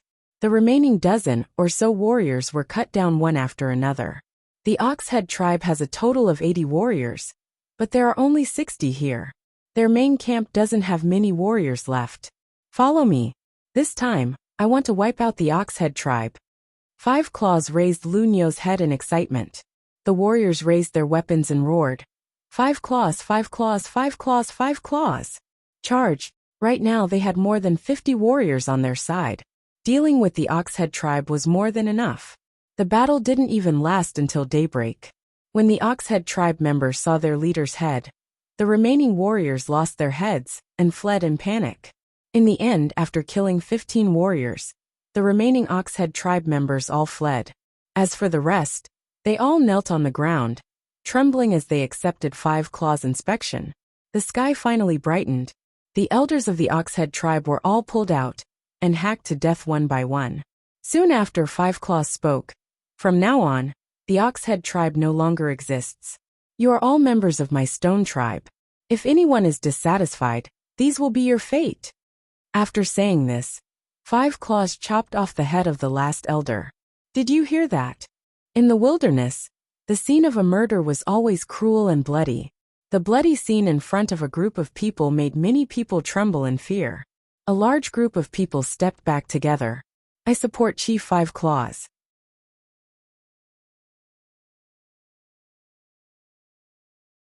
Chief Five Claws is our true leader. An attendant was the first to speak up. I support Five Claws. I support. More and more people spoke up. In this battle, the Stone Tribe only lost 8 warriors and annexed the entire Oxhead tribe. When the other tribes heard this news, they were shocked. The Stone Tribe was too strong. Everyone whispered in secret. They realized that the Stone Tribe wasn't to be trifled with. So in order to establish good relations, many tribes sent many gifts to Five Claws, causing him to laugh heartily. As for Wang Zhong, Five Claws didn't go back on his promise. He let him become an attendant, and even rewarded him with a piece of land, a cow, and a sheep. This time, almost everyone in the tribe recognized Wang Zhong. They knew his intelligence wasn't inferior to the elders. So in private, many people called him a smart blockhead. Many even believed he would become an elder when he grew up. Wang Zhong naturally wasn't satisfied with being an attendant. But at present there was nothing he could do. In the end he was still a child. But no matter what, his life improved a lot. He no longer had to work in the quarry, because the Oxhead tribe had many desolate slaves. This labor force was enough. In the blink of an eye, 3 years passed.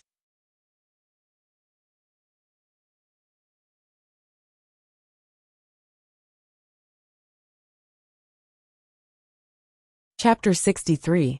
In the blink of an eye, 3 years had passed. This year, Wang Zhong was already 8 years old, and the mute girl was 12 years old. Thinking back to the past 3 years, things were much better than before. First of all, even Big Tooth was polite to him. After all, everyone knew that it was because of Wang Zhong's plan that their tribe had obtained a complete victory over the Oxhead tribe. If they bullied Wang Zhong, wouldn't they be going against the entire tribe? Over the past 3 years, Wang Zhong reared his cow and sheep. He was also given a small house.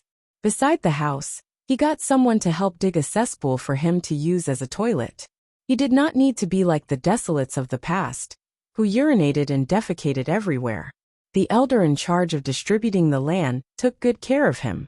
He gave him a piece of land behind the house. It was about 2 acres of land. Looking at this piece of land, Wang Zhong shook his head and laughed. Why was he farming in every life? Was he related to farming in this life? Due to his good relations with others, many people came to help Wang Zhong farm, especially the mute girl. Although she was still Big Tooth's desolate slave, she would come over every time she finished her work for Big Tooth.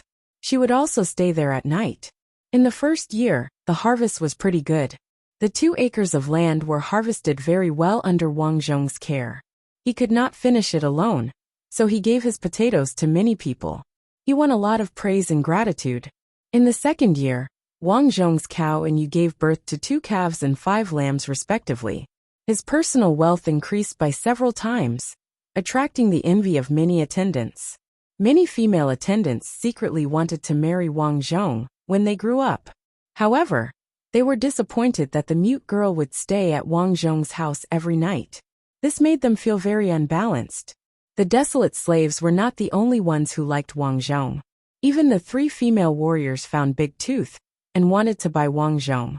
They wanted Wang Zhong to become their attendant and serve them at night. Unfortunately, Wang Zhong was also very important to Big Tooth. With Wang Zhong's help, Big Tooth's few plots of land had a good harvest. Especially at the end of every year, Wang Zhong would contribute cattle and sheep to Big Tooth, so Big Tooth did not sell them. In the third year, many people saw that Wang Zhong's land grew better than theirs, so they all asked Wang Zhong how to plant. Wang Zhong did not refuse any of them. He explained to them how to use water and soil reasonably to make crops grow well. After these methods were disseminated, sure enough, everyone's output in the 4th year was better than in previous years. Therefore, the people in the tribe were even more convinced by Wang Zhong. They all praised him for being an elder, because only elders and chiefs could be so smart. Unknowingly, Wang Zhong's nickname changed from Smart Blockhead to Farmer Expert. Over the years, other than farming and rearing cattle and sheep, Wang Zhong did not neglect his own training. When he was free, he even trained the mute girl. Now the mute girl could make simple sounds. Under Wang Zhong's training, she learned some self-defense skills. This year, Wang Zhong was 8 years old. He finally brought the 2 lambs to Big Tooth's place. Big Tooth, Wang Zhong shouted as he entered the house. Isn't this Blockhead my most outstanding attendant? Big Tooth smiled. As an attendant, Wang Zhong usually gave him the most products. He naturally liked Wang Zhong very much. Why are you looking for me? Big Tooth asked. It's like this. I like the mute girl and want to buy her. Big Tooth looked at the 2 lambs beside Wang Zhong and frowned. To be honest, although he wanted to sell the mute girl in the past, he did not want to do so after she learned how to work. Firstly, the mute girl could work. Secondly, the mute girl was very beautiful. He originally wanted to wait for the mute girl to grow up, so that she could give birth to children. But now Wang Zhong already had 2 lambs. This was not a small fortune. Blockhead, since you like the mute girl, then I'll sell her to you. But 2 lambs are too little, Big Tooth said cunningly. Wang Zhong smiled in his heart. As long as they could negotiate, he would not worry. In the end, Wang Zhong bought the mute girl at the price of 2 cows. The peaceful days passed by one day. The next year, the annual warrior assessment finally arrived. In the past, the warrior assessment was based on how many enemies were killed. Some were based on how many wolves were killed in the forest. But this year was different. This time, Chief Five Claw's most valued son, Axe, would also participate in the assessment. Big Bird, who did not participate in the assessment a few years ago, and Five Claw's other 2 sons would also participate. So this time, there were more people participating in the assessment. Big Tooth prepared to let them fight in the arena. The top 20 winners would become warriors of the tribe. Originally, this assessment had nothing to do with Wang Zhong. Because so many years had passed, Axe, who was interested in the mute girl, did not come looking for her. Instead, it was said that Axe had found a few attendants to be his partners. So, Wang Zhong did not take the risk to deal with him. But he did not expect that on the night before the assessment, Big Tooth would come looking for Wang Zhong. Blockhead, I want to talk to you. Big Tooth came to Wang Zhong's door with a deep look on his face. What is it, Big Tooth? Wang Zhong walked out and asked. Axe just came looking for me. He said that he likes the mute girl. When he becomes a warrior, Chief will give the mute girl to Axe. Big Tooth, you already sold the mute girl to me.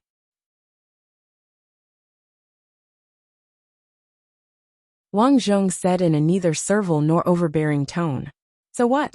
Don't forget, this is Chief's order. Even if Chief wants you to die, you have to die. Big Tooth said bluntly. Is that so? Wang Zhong lowered his head and revealed an imperceptible smile.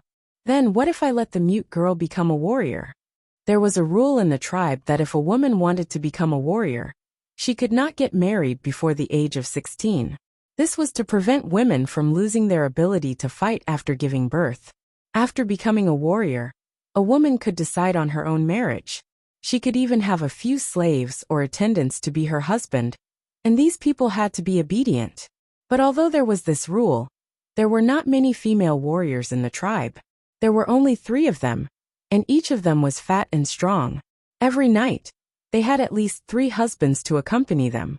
Haha. After hearing Wang Zhong's words, Big Tooth laughed so hard that his teeth almost fell out. Blockhead, I know you like the mute girl, but to let a little girl participate in the warrior assessment, honestly speaking, she can't do it. Is that so? Whether she can or not, we'll talk about it later. Wang Zhong's calm words angered Big Tooth. Do whatever you want. Anyway, I've already said it. If you have any problems in the future, you can explain it to Chief yourself. Big Tooth waved his hand and left. Once he left, the mute girl walked out. She was already 14 years old. She was originally thin and weak, but after Wang Zhong's care and training, she had become extremely tall. The muscles on her arms and legs were especially well proportioned. Blockhead. The mute girl looked deeply at Big Tooth's back. Oh my. I want to participate in the warrior assessment.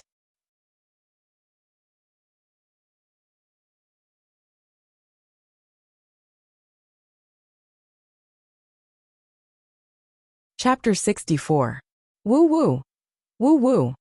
As the 2 warriors from the stone tribe blew the huge horn, a deafening sound came from the sky above the tribe. On this day, the entire tribe gathered in the huge square in the middle of the tribe.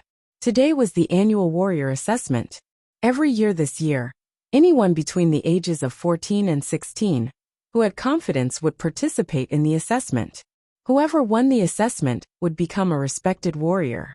Of course, if you were confident, you could participate at the age of 13 or even 10. But basically no one would do that. Although this kind of assessment wouldn't take a person's life. If the other party had a grudge against you, or if they didn't like you, and you were seriously injured, then it would be troublesome. This time, there were more than 40 young people participating in the assessment. 2 women also participated. The rules were simple. Everyone would choose an opponent to fight. Whoever was beaten, until they could not stand up, would lose. Of course, the loser could still participate in the assessment the next year. There were no restrictions. You could use your hands and feet, but you could not use weapons. After all, the tribe did not have a large population and could not afford to lose too many people. This time, Wang Zhong and the mute girl came to watch. The competition was very intense. Some people used all their strength to defeat their opponents. To Wang Zhong's surprise, the big bird had also made an appearance this time. This guy had blisters on his feet because of his father when he was young. Since then he had been limping. He had not seen him for a long time. He did not expect him to become so strong. Now Big Bird's face was gloomy. He was very ruthless and broke a servant's leg. After a while, it was finally Wu Zhua's son's turn. This person was called Tiger. Although he was Fu Tu's brother, he was much thinner. He chose an ordinary person.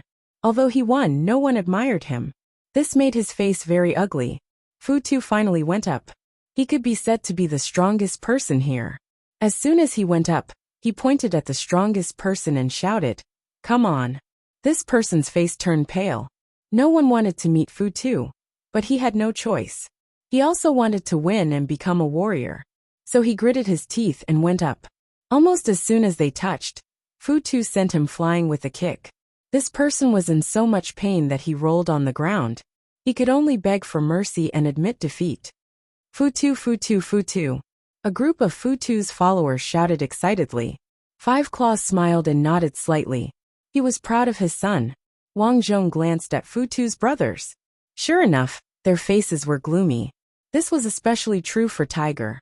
He was Fu Tu's older brother, but because of his thin and weak appearance, his father would always give everything to Fu Tu first. This made him very unhappy. Tiger, congratulations on becoming a warrior.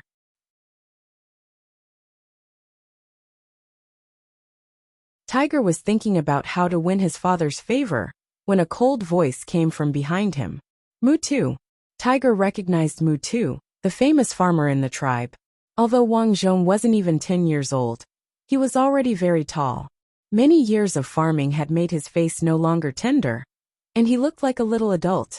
Tiger was quite polite to some of the famous people in the tribe. He was not as arrogant and overbearing as Axe. He nodded slightly and said, "Blockhead, in a few years you will also participate in the warrior assessment." "Yes. Unfortunately, no one taught me how to fight." Wang Zhong sighed. "Your master is Big Tooth. Didn't he teach you?"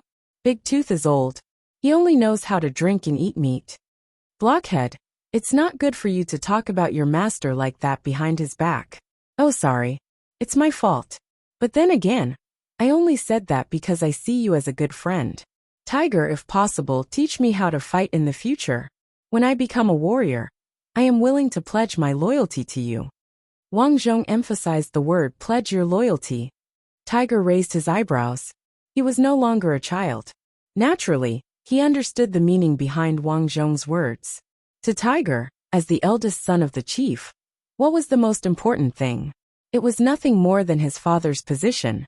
He wanted to become Six Claws in the future. But currently Five Claws clearly had the intention of supporting Axe.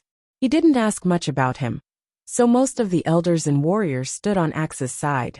This made Tiger very unhappy, thinking that more friends meant more options.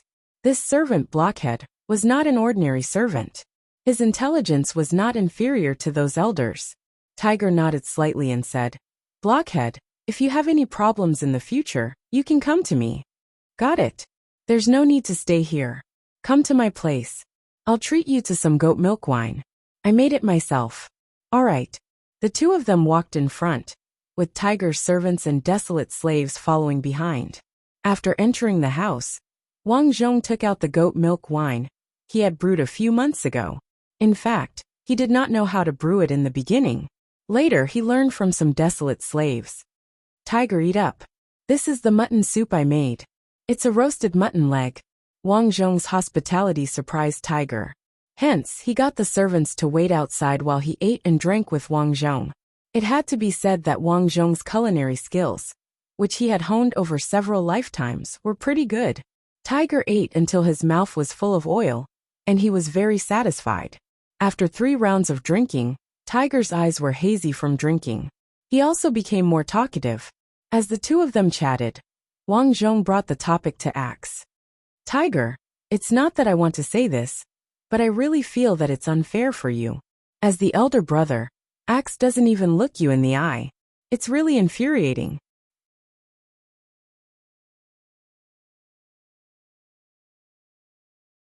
After Wang Zhong said that, he glanced at Tiger and said, "Don't mind him. I'm still young. Look, there are some things that come out when I drink too much. Humph. It's fine. In any case, the entire tribe knows about this. Who asked my Ada to like him? Who asked that fellow to be so arrogant?" Tiger said coldly, "Hey, if this goes on, to be honest, your position, cough cough. It's fine, it's fine." Pa. Tiger slammed the table and said, "I hate people who hesitate the most. If you want to say it, just say it. Does that mean that my Ada's position will not be mine in the future?" Tiger was too young. Once provoked, he actually blurted it out. However, Wang Zhong did not go overboard with his words. After all, it was still early. Right now, he was just adding a thorn between Tiger and Axe. "Blockhead, don't worry. I know what you people are thinking. I heard that Axe has taken a fancy to your favorite mute girl, right?" Tiger took a sip of the goat milk wine and said shrewdly, "Do you really think that I'm drunk?" Since the topic was out in the open, Wang Zhong said, "You're right. Axe has taken a fancy to the mute girl, but I don't want to give her to him. I hope that you can help me, and I will find a way to help you become the chief. It's a new week. This week is very important. I want to show some results to the editor to decide on the next recommendation spot. Looking for recommendation tickets? Thank you very much. You're tuning in to the Earbook Haven YouTube channel. Don't forget to subscribe and join us on this journey to catch the most captivating stories.